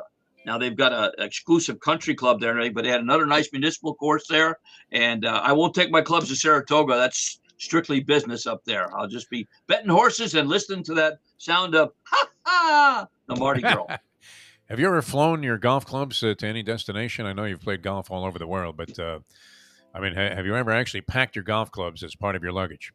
Because rental clubs is a built-in excuse. I mean, it's always great, and it's hard to borrow somebody else's clubs. Have you ever traveled with your golf clubs with you, Dave Gurgles Gurgley? You must have ESP. My boss here at Shula's has an account with a company. It's a famous company called Ship Sticks, which will actually ship your clubs. And he said, Dave, if you like, on your trip to Allentown first, that's where I'm going, we can send them up there on Ship Sticks, and then you don't have to schlep them to the airport. Oh, beautiful. And I've done that in the past. They pick them up. You get to your hotel. They're already in the box. You save the box. You go play. You save the very same box. They pick them up and take them back. So you usually need about a 3 business day leeway or something. Now, when I went to Ireland to play, Graham McDowell has a company called, I can't remember it. Anyway, I actually rented clubs in Ireland. And wooden shafts? Did they have the wood shafts? No, they were great clubs, except the guy at the end goes, "You're missing a head cover here. We might have to charge you €5." So we found another one, put it on. But I've rented them and I've shipped them. Most legitimate golfers prefer to ship their clubs when they go at least stateside. All right, makes sense. Yeah, it seems kind of awkward to be schlepping golf clubs to the airport. It's like when we would take like tennis rackets to Las Vegas. When are you really going to play tennis in Las Vegas? What am I, Andre Agassi? No, of course not. You're barely going to be outside, once it hits 120 degrees. All right, we're coming back with more. We're ready for more players here, and we'll do this till about 8:30. So you have plenty of time to get in. 954-417-0070, Hialeah Park Trivia Challenge here on the Defo Show with Mike Lubie Lubitz. I'm Jeff DeForest. That is Dave Gurgles Gurgley, our world traveler, and our it's great. A consummate degenerate going to be on the road at Saratoga. We might have to have you try and use some kind of hookup there to actually appear live. That would be awesome. But back with more in a moment. Now that The time. imagine Gurgles on the backstretch, Saratoga. It's 8:05. Ponies in Style at Champions, the outstanding simulcasting room at beautiful Hialeah Park. Yes, the grand old lady of thoroughbred racing has never been more vibrant, and you can wager on the races from the top tracks around the country while enjoying a cocktail at the Brass Rail Bar or any of the fine food served throughout the facility. If poker is your game, you're covered in Style, and you can play all your favorite Vegas-style games, including blackjack, craps, and roulette, in Hialeah Park's sizzling hot casino. Get a player's card when you walk through the door for all kinds of generous amenities, including our favorite, free play, when you come out to the ultimate casino and entertainment destination, Hialeah Park. Hey folks, Tony Segreto here. Since day one, Catholic Health Services has been part of Old School. And since we've started letting people know about them, it's changed their lives. You see, Catholic Health Services, while being recognized as one of the top places for stroke rehab in the country, it's also about a group of people who not just excel in what they do, from the doctors to the nurses to the therapist, on and on and on. It's how they do what they do every single day that separates them from the pack. They do it with a passion, unmatched, and the inclusion of family in every step of the process. Trust me when I tell you this. If you want the best, unmatched rehab with a special group of skilled, caring people, there is truly only one place, and that one place is Catholic Health Services. These days, we're all looking for comfort anywhere we can find it. Thank goodness for Landlubbers Raw Bar and Grill in the Plantation location, because they are making sure you are as comfortable as possible. First of all, they're not only open for delivery and pickup. All you have to do is go to landlubbersbarandgrill.com for both pickup and free delivery. Their hours have changed a little bit. Monday through Thursday from 3:30 to 10, and Friday, Saturday, and Sunday from 11:30 to 10. You're going to have the best wings in the world. You're going to have a great burger. You're going to have their amazing soups. Again, Landlubbers, Raw Bar and Grill. It's nice and easy. Just go to landlubbersbarandgrill.com for both your pickup and free delivery. Thank goodness for Landlubbers for making you always feel right at home. Oh, Solo Volante will be coming late. Oh, Solo Volante, the Belmont's now 1.8 miles. The finish line is coming up quick. Luca Panici just switched the stick. The only way to get your morning started is with Defo, joined by Lubie, right here on the Defo Show.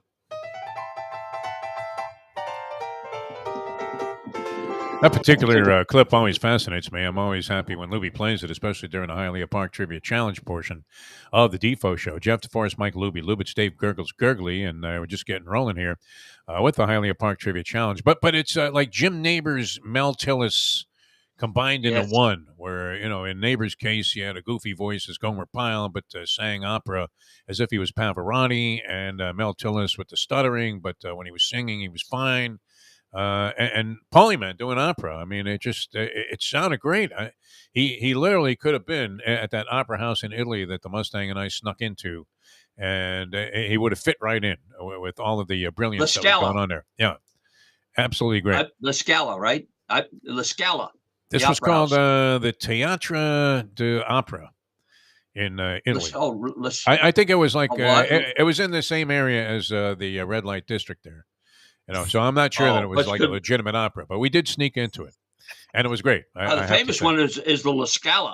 I went to the La Scala in Italy with the then shipper, and we were all excited to see this. You had things to translate, and the opera was in English of all things, and it was absolutely horrible. Yeah, it was horrible.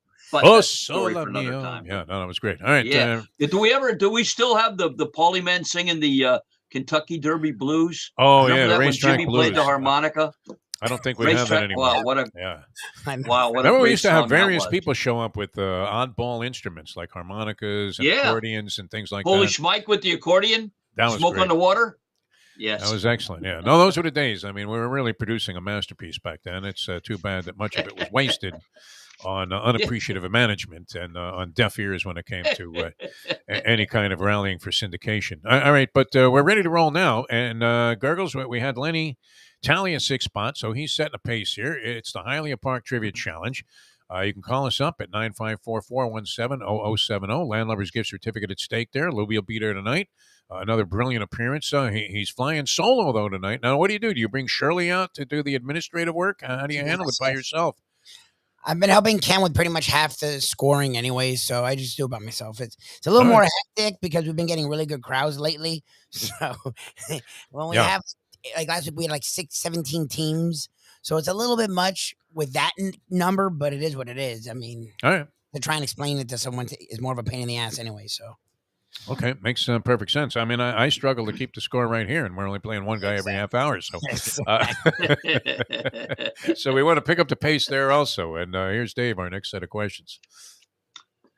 All right, martial arts. We've had a request for this category. This South Florida humorist expounding on one of the martial arts says, karate is that form of martial arts in which people who have had years and years of training can only use their hands and feet, line up in single file, and make some of the worst history movies of the world. What's that? Dave Barry, Gene Barry, Rick Barry, or Barry Melrose? I love Gene Barry, man. All right, here's the random phone scrambler to select our next player. And it lands on our good friend Ron. Ron, good to have you on the program. Thanks so much for calling in. Good morning, guys. Let's go with A. A is right on the money. Will you be at the Lubbers tonight, Ron? Are you going to be part of the Chronic team? Yes, sir. We'll be there tonight. Good. All right. Very good. All right. One going for two here. All right, Ron, track and field. Believe it or not, Usain Bolt started a company in his home country called Bolt Mobility, which provides rental electric scooters and e-bikes. Using the Bolt Mobility app, customers are able to rent one, use it, and their company's electric, and then park it anywhere they want for the next user. True or false? Let's go false. I would go false. That's true? That's true. That's true. They're in a little bit of financial difficulty, but Bolt all over Montego Bay, Electric. man. Take the Bolt Electric. All right, one going for four here. All right, let's go back to another Vin Scully question for you, Ron. Vin Scully, who served as the announcer, believe it or not, for NBC's PGA Tour golf coverage during his time at the network from 1983 to 1990, who was he most frequently paired with on those broadcasts? Question. Bob Rosberg, Don January, Lee Trevino, or Dr. Kerry Middlecoff? Huh. Repeat them one more time. Sure.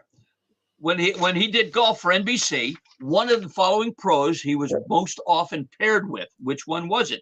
Bob Rosberg, Don January, Lee Trevino, or Dr. Kerry Middlecoff?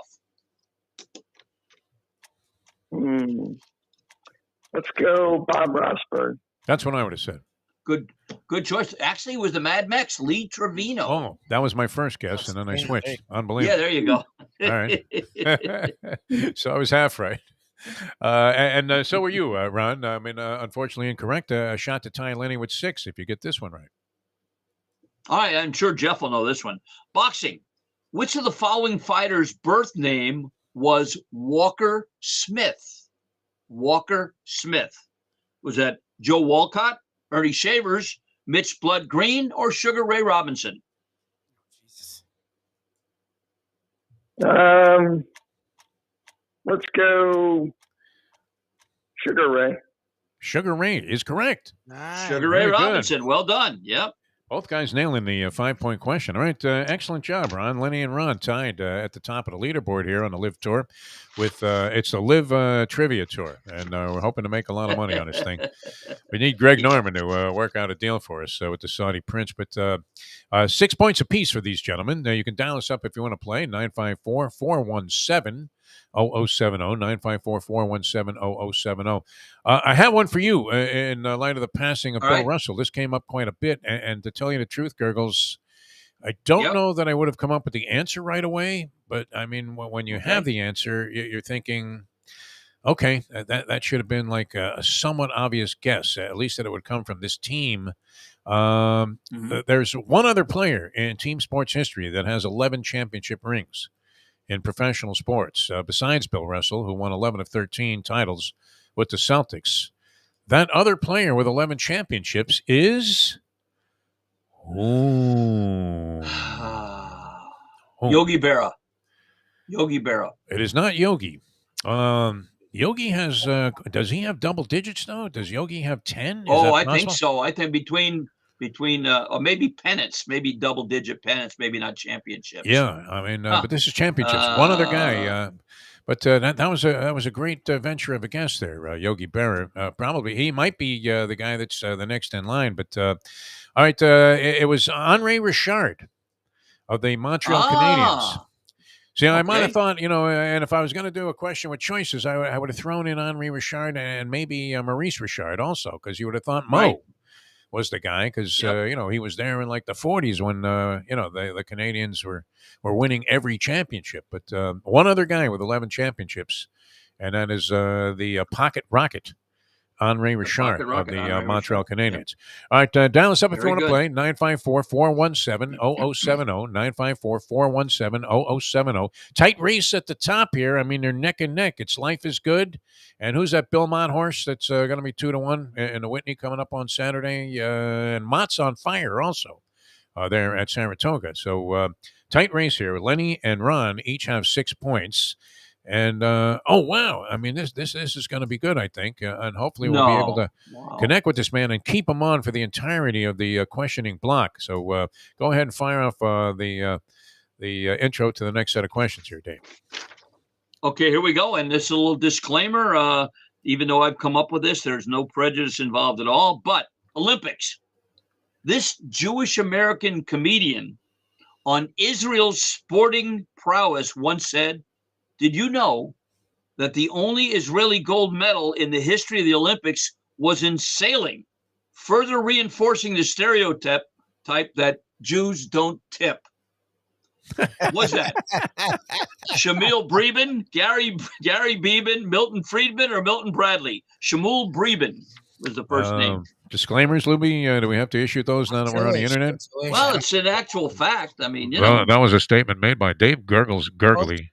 Does not reflect the opinion or any relationship to any of our fine sponsors here. All right, here's the random phone scrambler, and wow, I mean, it's pointing in a direction that we hope is nothing but up and uplifting, because we go straight to where are we going to? What Memorial Hospital? Lake Worth. Lake Worth. They really shipped this guy out here.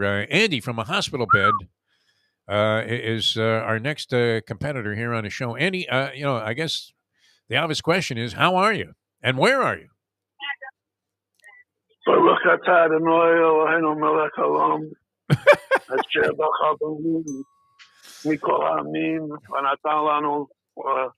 at JFK Hospital, and I think it's Lake Worth in the ICU. Yeah, and what are they thinking about you playing the trivia challenge? Is that going to put too much stress on?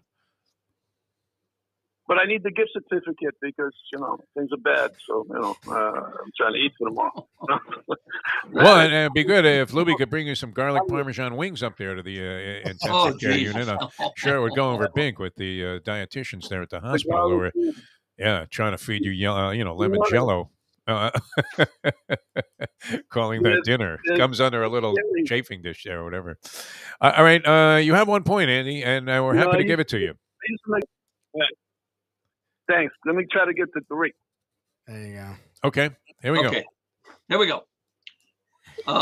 Wrestling, Andy. Believe it or not, Baron Mikel Cicluna from the Isle of Malta was once the spokesperson for satellite TV on the Isle of Malta. True or false? No, that was Tanaka. Tanaka did that. All right, so you're saying No, false. That's true? No, that was true. He did commercials for DirecTV on the Isle of Malta. Hey, no getting help from those nurses in the background that we hear either, Andy. I mean, Yeah, please. you know, Yep. we don't care that you're, maybe being administered a standing 8 count as we speak. I mean, we don't want to go Stephen Ross. We have to play the game with integrity and on the up and up. So you have one going for 4 here. I don't know how to baseball, Andy. This is also a radio first. It's our first call ever from intensive care by a contestant on the show. They're all Asian. Next step is, I don't want to say it, but we will be getting people from the great beyond. Yeah. Baseball, Andy. I'm in the pool. You're in the Deadpool? Yeah, nice. No. We all are. Bet on Andy, yourself. I can assure you. What a way to fix it! Wow. Yeah. This is great. This is great scene. We got a guy that could be checking out at any time. He's playing a trivia challenge. People are celebrating getting Andy. It's fucking great, Andy. I love it, man. All right, here's your 3-point question. Oh my God. Right, are you sitting down or laying down as we do? He's in a bed. He's in a hospital. Laying down. They don't want me moving. That's the demographic we've been seeking here on the show. All of our sponsors are texting me now saying how happy they are that we have a guy near death on the program. All right. Actually, I got the rest of ICU listening too. The demographics are high for the day. Okay, good. Next week we'll go back down. All right, here we go. Here we go. 3-pointer. Maybe they can help you. Maybe they can help you with this question. Dodgers rookie James Outman, who homered on his first at bat in a game, also had 3 hits in that game. He was the first Dodger rookie to hit a home run and have 3 hits in his first game since. Ooh, this goes way back too. Was it Steve Garvey, Pedro Guerrero, Mike Piazza, or Dusty Baker? Well, I was going to say Tommy Davis, but Maury Wills. I'll go with Piazza. Piazza, yes. That is correct. Good job. Well sir. done. Good job, Andy. 4 points. All right, you're right there in the mix. Chance to eclipse everybody and take the lead with this answer. Otherwise, I don't want to say it. Otherwise, it's sayonara until next week because that's got a little finality to it. So we're hoping for better results. Another Hall of Fame question for you, Andy. The Miami Dolphins have made 4 appearances in the Hall of Fame game, losing all 4 before Stephen Ross owned them. Huh. Which of the following was Not. not one of the teams they lost to, did not lose to? The Giants, the Cowboys, the Bears, or the Eagles? Anybody that knows that deserves the 5 In their points. 4 losses, which one was not one of those that they lost to? I'll go. I have no clue. I don't know.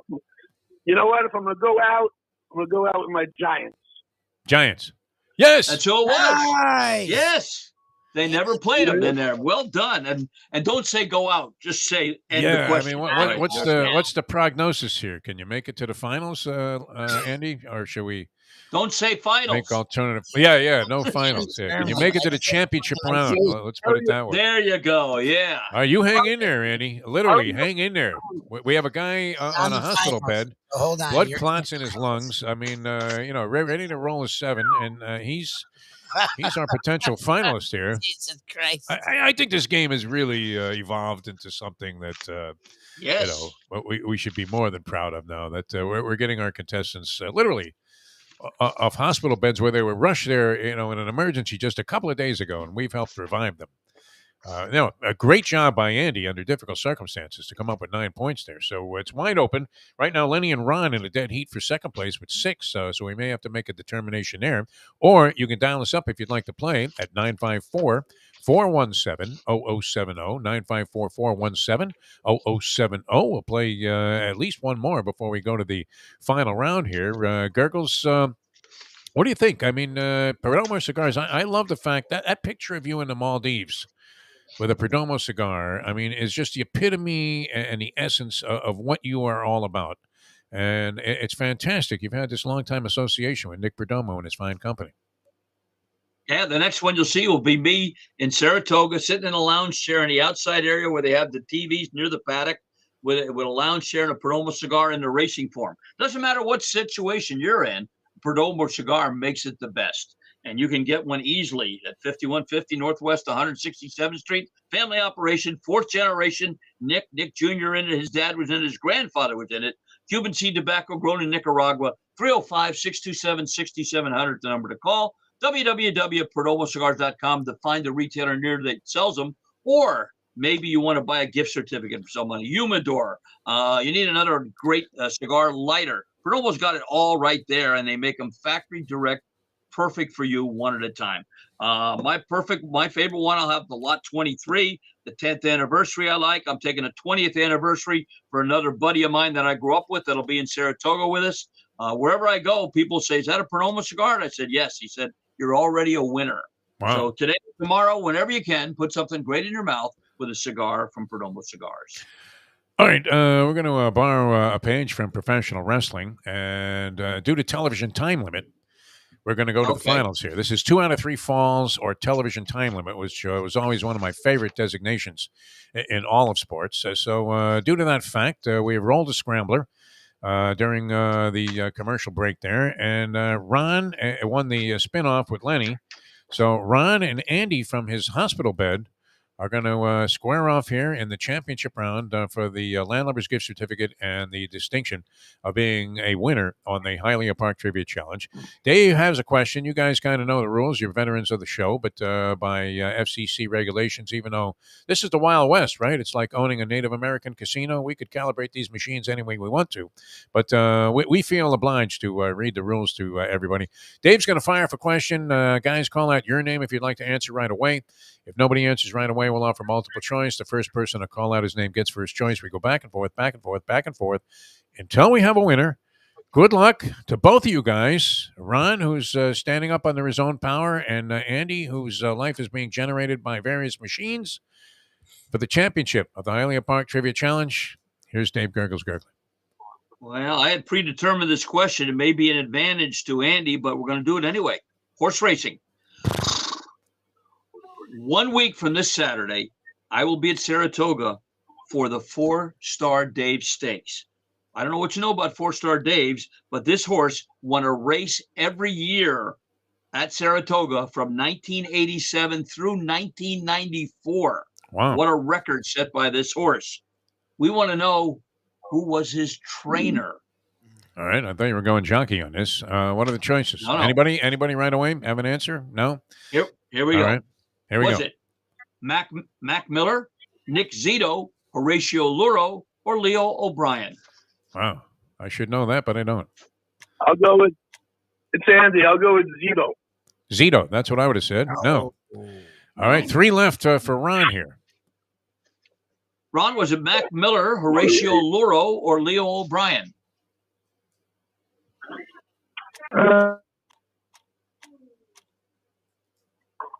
Ron? You there, baby? Mac Miller. Miller. Incorrect. 2 left for Andy. Andy, Horatio Luro, or Leo O'Brien? They're in the middle of taking my blood pressure. Leo O'Brien. O'Brien. Well, don't let it's it going to spike, go up. because you're a winner. You're a winner. Johnny V's father-in-law. All these nurses, you're getting a false reading because of the excitement level of winning the game here as they're taking your blood pressure. I can't even imagine. It'd be like Muhammad Ali at the weigh-in for the Liston fight. Unreal. Blood pressure 200 over 1,000. Here's my nurse. She wants to say something. Here. Okay. How's he doing, this kid? Is he all right? Jesus. No answer, no response. We love you, Andy. Congrats, my friend. Get better, please. Yeah, we hear a heartbeat, which is good. Yeah. Her name's not Ratchet, is it? It's not Nurse Ratchet. Ratchet? Is it Ratchet? Look on the Nurse Ratchet name tag. Yeah. All right. Well, you're all right, good. thanks. Good luck, Andy, man. All right, that's a radio first for me and a visual first, of course. Wow. Having Andy. Last and he gets better. Jesus. You think that's yeah? Let's hope so, man. Boy, Andy. I mean, seems like every time that we come in contact with him, something ridiculous is happening to him from a health standpoint. But fortunately, it looks like he's going to be okay. He was well enough to play the game. And that was great salvation for us here on the program, since it wasn't like the phone lines were jumping with players. And we went all the way to Lake Worth to a hospital where a guy's in intensive care, for God's sake, to fish out our champion. All right. I don't think you'll be rewarding him the Landlubber's gift certificate tonight at your trivia contest. Gurgles, always a pleasure, man. You have a blast. Well, we'll talk to you in a couple of weeks. Yep. And 2 weeks, yeah, maybe Friday if I have some horse for you. I'll that'd be great. Lubie. I'll put on my horse. Because we're the professor's in Costa Rica, zip lining and parasailing, and what would he be doing? The professor kite surfing is an odd image. He may zip line and he whitewater rafting is what he was talking about. I don't want to imply that he's not athletic, but it's just an oddball image. He's not a daredevil dude. He's just not into it. He's openly about that. Like, I don't even like roller coasters. I mean, forget about it. All right. Thanks, Dave. Always a pleasure. Have a great day. Yeah, and good. Gurgles, man. We live vicariously through Gurgles now, because he's the guy that's out there making things happen. And then with his school of relationships, I mean, how great is that? I don't think I've ever seen a guy living better. Hefner didn't have it as well as Dave Gurgles Gurgley, because he still had these girls hanging around the house, right? Gurgles, ship them in, ship them right out. Fantastic. For years he's been able to pull this off and then go and do whatever he wants, because he has no responsibility to anybody but himself. It's fantastic. Wow, Dave, I really admire it. All right, we're coming back with more. We're going to go a little outside of the box here with Football Outsiders. Aaron Schatz is the man who started that whole organization, and he's blossomed from, as Lubie found him, a .com schmank who we were very reluctant to even put on a show. And, he had these oddball sort of anti-sabermetrics statistics, very analytical, and sort of became mainstream because of it. So we'll have him on. He always has in-depth analysis on a lot of different things. When it comes to the National Football League, we'll get a little early spin here on some of the things that we might be able to make a wager on or that we would be concerned about. With Aaron Schatz, that's coming up in just a few moments. Jimmy Johnson's Big Chill, speaking of the NFL, legendary NFL coach, Jimmy Johnson. With the Dallas Cowboys, of course, here with the Miami Dolphins, Hurricanes, won a national championship. Great guy, has the book coming out, Swagger, and he's got a dynamite spot for you in Key Largo. It's known as Jimmy Johnson's Big Chill. It is known throughout the world as one of the great places that you could ever visit if you were going to any kind of luxurious, tropical, and yet low-key and casual at the same time Keys destination. I mean, just absolutely fantastic. We loved it, and we're going back there again. It's going to be great. Looking forward to it. I still can envision how I was feeling at the time and what I was thinking when I was sitting there in the pool with a cocktail in my hand and watching the sun go up and down, listening to great music, having great food at my fingertips. And then, of course, the accommodations were absolutely divine. So you can look into that. They're somewhat limited, and you'll have to plan a little bit in advance. But the accommodations there are absolutely amazing. Best I've ever seen. And that includes like the Ocean Reef Club and all of these other places. Amazing. At Jimmy Johnson's Big Chill. That's jimmyjohnsonsbigchill.com for the accommodations. You can find the phone number there, and you can make your arrangements to stay there, whether you're by yourself with a group of people. It is really incredible. And then the food and drink, you can't beat it. All kinds of different stuff. Great place to watch sporting events or just to relax and have a good time. Water sports available to you, and you get all of the ambiance and the natural inherent beauty of the Keys right there in front of you at Jimmy Johnson's Big Chill. Mile marker 104, the Overseas Highway in Key Largo, and worth a trip from anywhere. If you're going to any other Keys destination over the next couple of months, make sure you make your plans to spend some time at Jimmy Johnson's Big Chill at mile marker 104. And I'm Jeff DeForest. He's Mike Lubie Lubitz. We transitioned, and thanks to the people in Hialeah Park for putting together the trivia challenge here. Gurgles did a great job, and Andy, wow, winning from first ever winner, I think, that was laying prone in the hospital. Yeah, I mean, on what could have, unfortunately, this guy was, very lucky to take care of this problem and snip it in the bud, so to speak. Because otherwise, it could have been very complicated. So we wish Andy all the best, and we thank Hialeah Park for backing us with the Hialeah Park Trivia Challenge. Coming back, a little NFL conversation here on this Thursday edition of the program. Back with more in a moment. Now that. The time! It's 8:33. Folks, Tony Segreto here. Let me ask you a question. What do you look for when you go out to eat? Good food, obviously, friendly atmosphere, not too loud, but good energy, reasonable prices, and a place where you feel comfortable. All those ingredients, no pun meant there, are hard to find unless you're talking about the Texas Roadhouse. You see, they encompass all of those attributes. Really, really good food, amazing atmosphere, good for a family, good for a date, or just a night out for yourself, and prices that will make you extremely happy. Their ribs, unmatched. Steaks, hand-cut every day. Everything, and I mean everything, is made on site, including their incredible bread.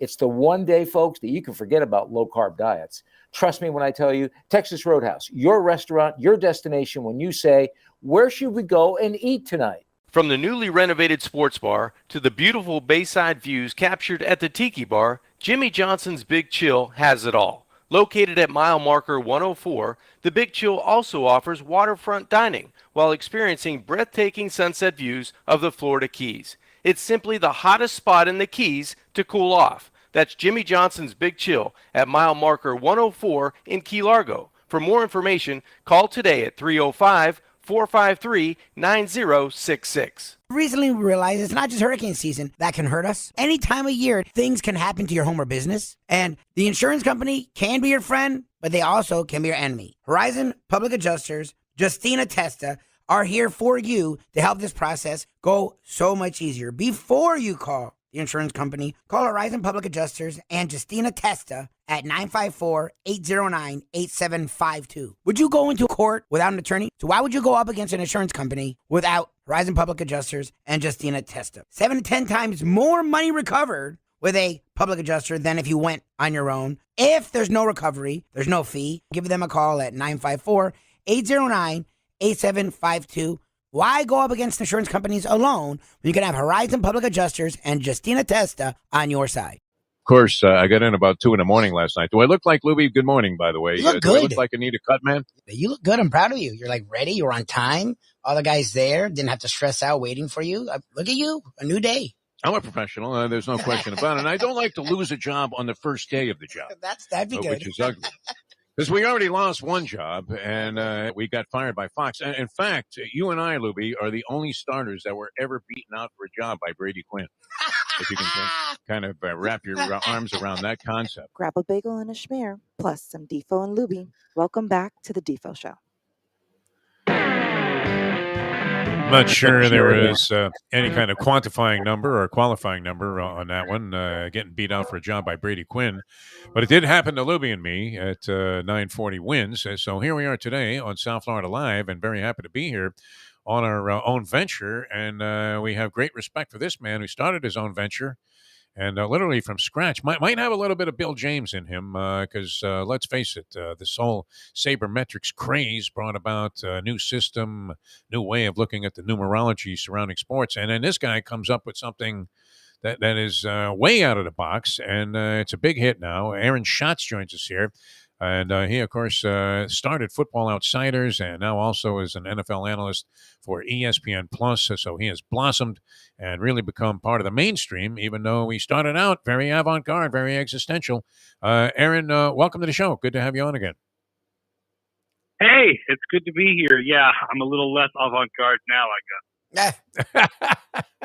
Well, it's okay. I mean, people were buying what you were selling, and you came up with a system of numerology that, was a lot different than, you were looking at things from a completely different angle. And, it turned out that you were right, man. The earth is round. So good job by you. And thanks so much for joining us here on the show. Any quantifying factors that you can give us so that we might be able to make a successful wager on the Hall of Fame game? Or is that only for people that should be charged with criminal insanity? Yes, I think it's only for people who can be charged with criminal insanity. Because even in the world of preseason games, this one is out there. I mean, we're talking third and fourth stringers. First stringers will never see the field. It's Nick Mullins, I think, for the Raiders. It's Jake Luton for the Jaguars. So Lubie's playing for the Jaguars? You're kidding me. Who is this quarterback? Luton. Luton. Jake Luton. Luton. I got scared for a minute. Unfortunately, my guy E.J. Perry got cut for injury, so he will not be appearing for the Jaguars. Jake Luton instead. To people that are inclined to make a wager on the Hall of Fame game, you would say what, Aaron Schatz? Don't. You know it's going to be tempting for a lot of people that have been jonesing for football. I mean, I was in Atlantic City a couple of months ago, and people were getting the shakes lined up already trying to bet NFL preseason games. So I would imagine, I don't know, it stimulates some kind of action. All right. The preseason in general, though, you mentioned it. And do you come out with strategies and analysis on preseason games? Is there any definition to what happens in the preseason, especially now where practice is changed, in terms of the physicality of it and the amount of time spent prior to it, and there are less games? Is there any rhyme or reason to the preseason from the angle of the Football Outsiders numerology? Not from ours. I'll admit we never do any kind of ratings for the preseason. We never really look into the preseason. A lot of times it's like, people are trying plays out. They're trying things out. They're not necessarily trying to win. They're just trying to get practice on certain things. So there are people who have done some work on the preseason that you can find out there if you search for it. I know that, for example, John Harbaugh has a really good record of winning in the preseason, so people suggest betting on the Ravens, but it's not something we've ever really looked into. We get ready when the games count. Week one. All right, so coming out of South Florida, the big story outside this week in Stephen Ross. Before that, there was actually some excitement around the Dolphins. So far in camp, Tua's looked like he's really enjoying his new and old toys. What are you guys looking at with Tua, the Miami Dolphins, whether it's Tua's statistics, Tua's outlook this season, and then the Dolphins overall this season? Well, here's a surprising stat for you. Yeah. Tua had the highest completion rate and the third highest deep passes last year. Yeah. The problem was he only threw 30 of them. Yeah. So the question about Tua Tagovailoa is it that he doesn't have the arm, or was it an issue of that was the offensive scheme that they had him in, plus the offensive line could not protect for him at all, which means, you can't throw a deep pass unless you are standing up. Yeah, that helps. Yeah. Standing and throwing is better than sitting and throwing. we will see what happens when with the improved offensive line that they have this year and the new scheme, that Tagovailoa could be a better quarterback than any of us, any people out there really believe that he is. But, he's the great question mark, I think, about this team is just how good can Tagovailoa be? The worst case scenario for Miami is that he is what we think he is, which is very average. Yeah. Because if he's very average, then they likely go something like 9-8 again, or 8-9. Yeah. Which means they have a pick in the middle of the first round, and they no longer have that second pick. They don't have their pick, so they would have just San Francisco's pick, which probably would also be a pick in the middle of the first round. And you can't trade up for a top quarterback, and now you're stuck with this average quarterback for another year who's not getting you anywhere, but he's not bad enough to lose so many games that you get a young quarterback. What do you guys do with Mike McDaniel? Because he has been around a while. He was the running game coordinator for one of the best running games in football. I suppose it was a big part of Deebo Samuel becoming not just a receiver, but becoming an all-around guy. What do you do, Mike McDaniel, with this offense, as Brian Flores didn't really have any idea what to do with offense? And McDaniel, at least when it comes to NFL people, they call him, quote unquote, the savant, the guru. Like, what do you do, Mike McDaniel, with these offensive weapons? When it comes to projecting how good the offense is going to be, you can't really project that any new coach is going to be a particularly good addition because you have no track record on it. But what you do know is that he's going to bring the Shanahan system. And that shapes what you believe about the stats that the players are going to be put up for fantasy football purposes.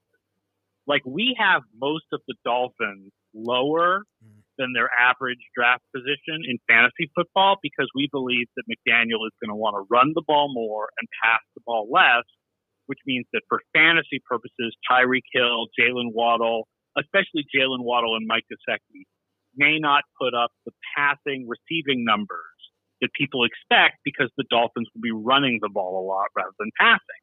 But what that will mean for their overall offensive projection, there's no track record on McDaniel, so you can't say that he's good and you can't say that he's bad. Aaron Schatz, Football Outsiders. He started the whole thing and then was picked up by ESPN and other organizations, but an analyst of the NFL for ESPN Plus. You can find his work there as well. This might be offensive to Lubie because he would argue differently, but is the fact that they drafted Tua ahead of Justin Herbert going to haunt this organization forever? What do your projections say? And obviously, right now, you would have to think that Herbert holds a huge edge in terms of demonstrated talent over Tua Tagovailoa. Yeah, it is. It's going to haunt them forever, and it's there. You go, Lubie. Thank you. Awesome. There was a good argument for taking Tagovailoa over Herbert, although our projections did have Herbert higher. People, there were scouting people who thought Tagovailoa was the better prospect. And they had to make a pick between the two, and there's no doubt Herbert is going to have the better career. Herbert's had the much better start to his career. Tagovailoa would really have to get good. I mean, Herbert is a top 5 quarterback in the league right now. I've talked about this in the offseason a few times. I actually like Herbert over Josh Allen because of Josh Allen's inconsistency. Josh Allen's highs are super high, but his lows are like his bad games are way worse than Herbert's bad games. So, I think Herbert's one of the top 3 or 4 quarterbacks in the league. It's going to haunt him. It already is. Trust me. And Lubie refuses to admit it. He also feels that Trump actually won the election last time he ran for president. He's not convinced the stats are right there. All right. I'm looking at the odds to win the Super Bowl. You mentioned Josh Allen. The Bills are favorites. I don't know that that's any big surprise, but do they deserve that status as the 6-1 favorites to win the Super Bowl this year, the Buffalo Bills, or do you see somebody else having greater value? I'm looking at the Rams at 11-1 and thinking, what's wrong with them repeating? Other teams are better values, but the Bills are the proper choice to be the favorite. Okay, we are simulation this year, which people can get all the results of in the Football Outsiders Almanac 2022. That's our new book with all of our projections and discussion of the upcoming season. Nice. Our simulation came out closer to 500. The teams came out clustered around 500, even closer than usual. And we're usually very conservative in our projections, and they were like ultra super conservative this year. But of all those teams, the Bills are the best one. So the Bills are the proper favorite. But there are teams that I like a lot better as far as value in their odds. The Eagles. I'm not going to tell you that I'm sold on Jalen Hurts, but they've added a ton of talent with A.J. Brown and Hassan Reddick and James Bradbury. And they have the easiest projected schedule in the league. And last time I saw their odds, this is sort of collected from various places, were plus 2,800. All right. Like 28-1. So that's 28-1 is a nice long shot there. When you're talking about odds, like it feels like a lot of people are on the Bucks. And look, I have automatic bias against Brady, and we've been writing him off for 10 years, and he put up maybe his best statistical year last year overall at 44. So, there's no signs of him going down. But look, they lose their center, and we know what Brady is when his offensive line isn't up to snuff. Wirfs went down with something yesterday with some cramps. Where are you guys with the Bucks? Because to me, the Rams are superior. I think the Saints are going to surprise some people. The Packers we still have questions with. The Niners could be interesting. Like, where are you guys with the Bucks? Bucks are our number 1 team in the NFC, so we agree with the odds makers on that one as well. They're our number 1 projected offense. They were our number 1 offense last year. We do have them dipping a bit in defense. The Rams are our number 2 team in the NFC, so we are high on the Rams. We actually have Dallas and Philadelphia likely to win more games than the Rams. Wow. But that's because the Rams have a hard schedule, and the Dallas and Philadelphia have 2 of the easiest schedules in the league. Yeah. So, and Aaron Schatz, Football Outsiders, and also ESPN Plus. NFL analyst. And I get the New York Post every day, and I'm reading a lot about the Jets and Giants in training camp. Question would be this, by your quantifications and your research, does either team have a quarterback that they would want to have around next year? In Zach Wilson's case with the Jets going into his second year, and Daniel Jones' situation with the Giants, been around a little while and, remains with a lot of question marks. What do you see there, Aaron? Does either New York team have a quarterback that they can count on, or that would be considered desirable? We write about this in the Giants chapter of the new book. It is really hard to find quarterbacks who have performed like Daniel Jones in their first 3 years who broke out to become stars. There really aren't any. Like the closest you can find is that Jeff George had one good year in Minnesota throwing to Randy Moss. So 3 years of below replacement level play. Yeah. It's pretty much set in stone that you're just not going to become a star.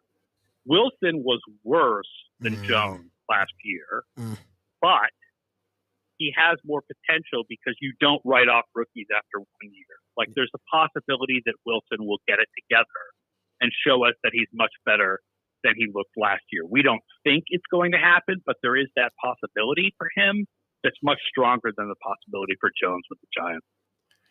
Lubie hates Mac Jones. I mean, he's also a believer that Tua is better than Herbert. But what do you see from Mac Jones? I mean, how does he profile in terms of what he did last year, which I thought he was impressive right from the start. Because I was watching him in preseason ball even and thinking, wow, this kid looks like he might have something. Started out well. I don't know if he tailed off badly at the end of the season. I didn't really follow that closely. But where do you see Mac Jones and the New England Patriots at the quarterback position? He did not tail off badly at the end of the season as much as the Patriots defense tailed off badly at the end of the season. And we do think Mac Jones will come back to earth a little bit.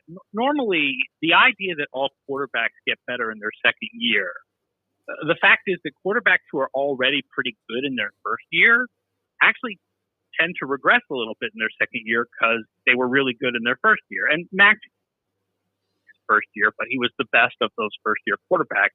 And we're very concerned about the coordinator situation with New England, where there's no named offensive coordinator. And it looks like Matt Patricia is going to be calling plays, a guy who was previously a defensive coordinator. It looks just confusing. So we have the Patriots projected with a very average offense, which is a little worse than what they were last year. We actually have the Dolphins projected a little higher than the Patriots on offense. Well, I would hope it would be a lot higher considering the extremes they went to make acquisitions in the offseason. All right, just a couple of more things on the quarterbacks. We have Aaron Schatz with us from Football Outsiders, if you don't mind this quarterback theme continuing, because one of the teams that's being sort of overlooked is last year's participant in the Super Bowl there, Joe Burrow and the Cincinnati Bengals. They're like 20-1 to go back. Where do you see Burrow, and are the Cincinnati Bengals being considered somewhat of a fluke last year as a potential champion? The Bengals were a little bit of a fluke last year. The fact is that they were a very average team during the regular season that won an extra couple games and then went on a run in the playoffs. Burrow was very good, but he has a very clear weakness, and that is he takes way too many sacks. Yep. Now, some of that was the offensive line that he was behind, but some of that was him. Even if you watch the sacks during the playoffs, you can see that some of those sacks are he just holds the ball way too long and takes way too many sacks trying to make something happen. So as great as Burrow's yardage numbers are and his efficiency numbers throwing the ball, you have to incorporate the sacks into the way that you look at him and the way you look at that offense. And so I think that the Bengals are properly rated by Vegas. I think that they're like the 6th or 7th best team in the AFC. So they'll be in the mix, but they're not a favorite. They're not up there with Buffalo and the Chargers and the Chiefs. Josh McDaniels gets a head coaching job in Vegas. Many people feel that Vegas has one of the outstanding rosters in the National Football League. And, of course, the spotlight will be on Derek Carr once again this year. To see if he, can improve on what he did last year while having Devontae Adams in the lineup. How much better is Las Vegas than they were last year? And are they as good as a lot of people think they might be? Well, Vegas was another team last year that was overrated in that they made the playoffs when they were really a below-average team. So they'll be a little bit better this year. Being a little bit better will mean like the same record, and they have a hard schedule. And so we have the entire AFC West as 500 or above in our projections, but Vegas is last of those 4 teams. Okay, before we let you go, and Defo may have one more, but it's interesting to me. All I heard last year, and I get it, even though they're not totally out west, down here we don't get too much Denver Bronco info. But all we heard last year was if they just had a quarterback, that roster's loaded. Well, they have a quarterback. Like, people forgot about Russell Wilson because the Seahawks sort of let him down roster-wise. But the dude kept them in every game, every year, his whole career. He never gets hurt. He supposedly still as good as ever, by most people's account, on a team that supposedly would have been a Super Bowl contender if they had a quarterback. What do you guys do with the Broncos? Because I've heard not much about them, and supposedly their roster is pretty good now with a legit quarterback. Yeah, the Broncos are a complicated team. Let me give you the short version. Their defense was a mirage last year. Okay. It was a mirage caused by statistics because of the fact that their offense played at a very, very slow pace. Their opponents didn't get the ball that much. Okay. So Denver's opponents had the fewest drives, right? Denver's defense faced the fewest drives of any defense in the league. And Denver's opponents started with the worst field position against any defense in the league because of, for example, the fact that kicks and punts go farther in Denver than they do elsewhere because of the altitude. So if you look at yards per play or you look at our DVOA efficiency stats, Denver was only 20th in the league on defense last year. They were actually better, more efficient per play on offense than on defense. So we think that they've really improved their offense by adding Russell Wilson. But their defense is not as good as people think it is. They're not adding Russell Wilson to a Super Bowl winning defense. They're actually adding Russell Wilson to a below average defense. And when they play at a normal pace this year, because Wilson likes to play at a faster pace, you'll see it. They'll give up more yards and they'll give up more points. I'm not dissing everyone on the Denver defense. Patrick Surtain certainly had a fabulous rookie year. But the defense as a whole is below average. It's great. Aaron Schatz, Football Outsiders. Fascinating. I mean, it's like watching Matt Damon in Good Will Hunting decode some math problem where you have these numbers off the top of your head. You had no idea what direction we were going to take this conversation in, and you had quantification and good qualification for everything. Aaron, always a pleasure. Thanks so much for joining us. I'd love to have you on a few more times before the season even gets started because it's always great stuff, very illuminating about many different teams in the league. Thanks so much for being with us, and always a pleasure having you on the show. And, if people want to hear more of our projections, more of our predictions, 550-page preseason annual Football Outsiders Almanac 2022 is out now. Nice. You can search for it on Amazon or go to footballoutsiders.com and search for the Football Outsiders Almanac, and you'll get all kinds of previews of the season, both college and pro. Nice. Holy War and Peace, 550 pages. That's awesome. All right, Aaron, always a pleasure. Thanks for joining us. Appreciate it. Yeah. All right, thanks for having me on, guys. Thanks, my friend. That's I the knew thing that man in the beginning, huh? You're not Mr. And it was actually young Chris who found him. Young Chris actually started. Because remember, young Chris was super into the Oh, he loved these guys. Yeah. number thing. So he actually started writing for them because he loved numbers, and you and him sort of clashed in that regard because you're not Mr. Analytics, and he lived by analytics. So Aaron has gotten better at not just shoehorning analytics in there. So that's why he fits more in our show now than then. But what's interesting is you always talk about statistics. If you're a degenerate, you want to know actual numbers behind trends. Like the stuff he said, because we asked, we're like, why are the Broncos thought to be so good? I can't name anyone on their freaking team. And he said, yeah, there's a reason. You shouldn't have been able to. It was a mirage. I like that. Like he proved it to me why I didn't know the Broncos. I shouldn't have. Like they were overrated in a lot of areas by NFL people. And he says send the gift certificate to the hospital. He's going to be there for a while. No, I'm hoping he's coming out of whatever it is. Very interesting. This Aaron Schatz, he's evolved, I have to say. as a guest on the program. Because I mean, it was fascinating to me that no matter what we brought up, which the guy had no idea what we were going to talk about. I ended up asking about a string of quarterbacks there because it is kind of curious to see, where somebody that's so deeply into and what is he like, anti-sabermetrics? What exactly is the foundation of outside? The Football Outsiders thing was he was taking kind of a contrarian view to some of the things that were commonly thought of in the National Football League. But, always amazing, kind of like Mark Lawrence, right? Very Mark Lawrencean, was he not, in his analysis of the things that we ask him about? But it seemed, some of it seems pretty obvious, right? I mean, if you look at Joe Burrow, you can't get sacked like 20 times a game and expect to be, a championship team year in and year out. Right? And their offensive line was a sieve, but so was Tua's, and Tua's one of the 4th least sacked quarterbacks. It was my thing with Tannehill, where Tannehill did have a bad offensive line early, but he also held onto the ball a long time. Burrow was a great quarterback, but he holds on the ball a long time. You're screaming, throw it already! Yes, it's like, dude, you're gonna die. There was a guy named Mitch Ween in my neighborhood used to hang on to the ball forever, and it was like, throw it, Mitch! Exactly. Right? You've already run your pattern, and now you're running back towards the quarterback, and then you're doing some kind of zigzag move, and this guy's standing there, and eventually they're going to get to like 28 Mississippis and finally start the rush, Throw it, Mitch! I remember screaming that many, throw it, I'm wide open, for God's sake.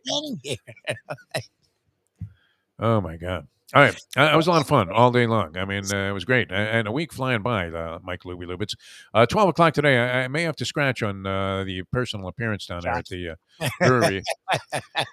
Well, you guys do a fine job on the show. Nikki Mohan's on the thing. You were talking about going, so I'm like, all right, even gonna. I was thinking about going, but you know what? I have stuff to do, and that'll just kind of bust it all up and take me right out of my realm here, including a possibility of punching away at Saratoga. But I do love you guys, and so Mike Mayo is going to be coming to you live at 12 o'clock on South Florida Live with the lovely and very talented Nikki Mohan, and she's great, great personality, and you guys are going to be at Three Sons Brewing Company. Three Sons Brewing Company, yes. I'm like Dania Beach. See, Dania's a little bit of a schlep for me. I mean, it's a rough one, Not an easy way to get there without hitting some kind of traffic, and then you get all annoyed and verklempt. And you guys are going to be down in a bunch of beer and sandwiches, right?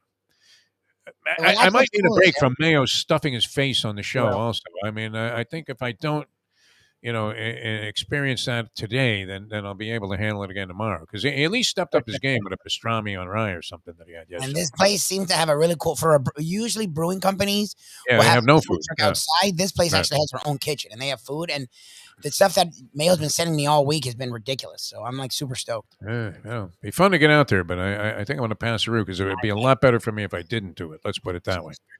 Not that I, wouldn't want to be a part of this thing.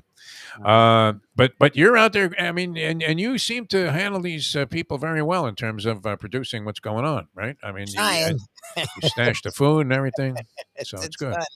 Fun. All right, so that's coming up at 12 o'clock, and then we'll join you tomorrow with a Degenerate Friday. We'll have the results of the Hall of Fame game because... all in on the Jags. I wanted, because I haven't been able to get him on. We don't have time today. I wanted to count. He's 14-4 in South Florida Live. This is South Florida Live. Yeah. Greek is all over the Jacksonville Jaguars. I don't know why, and I don't understand why he's so confident. There would be no reason for it. But it's fine. Yeah.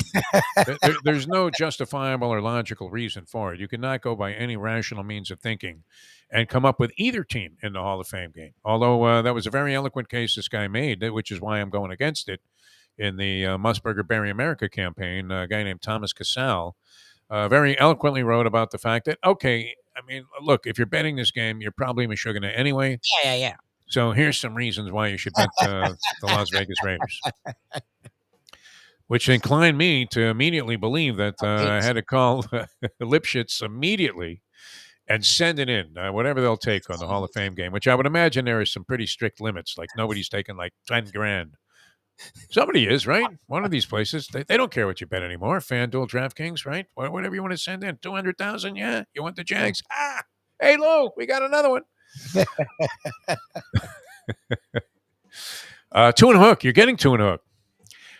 I would be inclined to think, and I didn't look up this number. I probably should. It's here in front of me somewhere. The over-under in this game, I'm always inclined to take the under because, there's no offensive flow whatsoever, and they just, run the ball. They don't want to get anybody hurt. And so, they want to get out of it in as good a shape as possible. But does it end up being Scribini time later in the game, and that obliterates, the over-under if it's really set low? Over-under in the game is 30 in a hook, a low total. 30 in a hook. So you're looking at 16-14, and you still win. What do you think? I feel like it's going to be low, but I don't know, 30. Is either team going to score a touchdown in this game? That would be my question. That's what they're saying. All right, so I'm going to go Jags and under from my first wager of the season, public wager. Jags and under. And we have to get out of here. So Lubie at 12 o'clock with Mike Mayo and Nikki Mohan on Mike Mayo's Lunchbox. And I'll see you guys again tomorrow at 7 in the a.m. And thanks so much for tuning in. Thanks to Gurgles and Aaron Schatz for being with us on the show. We'll do it again tomorrow at 7 as we leave you now that. The time. 9:04. Let's go to eat a damn snack. Look what they done to my show.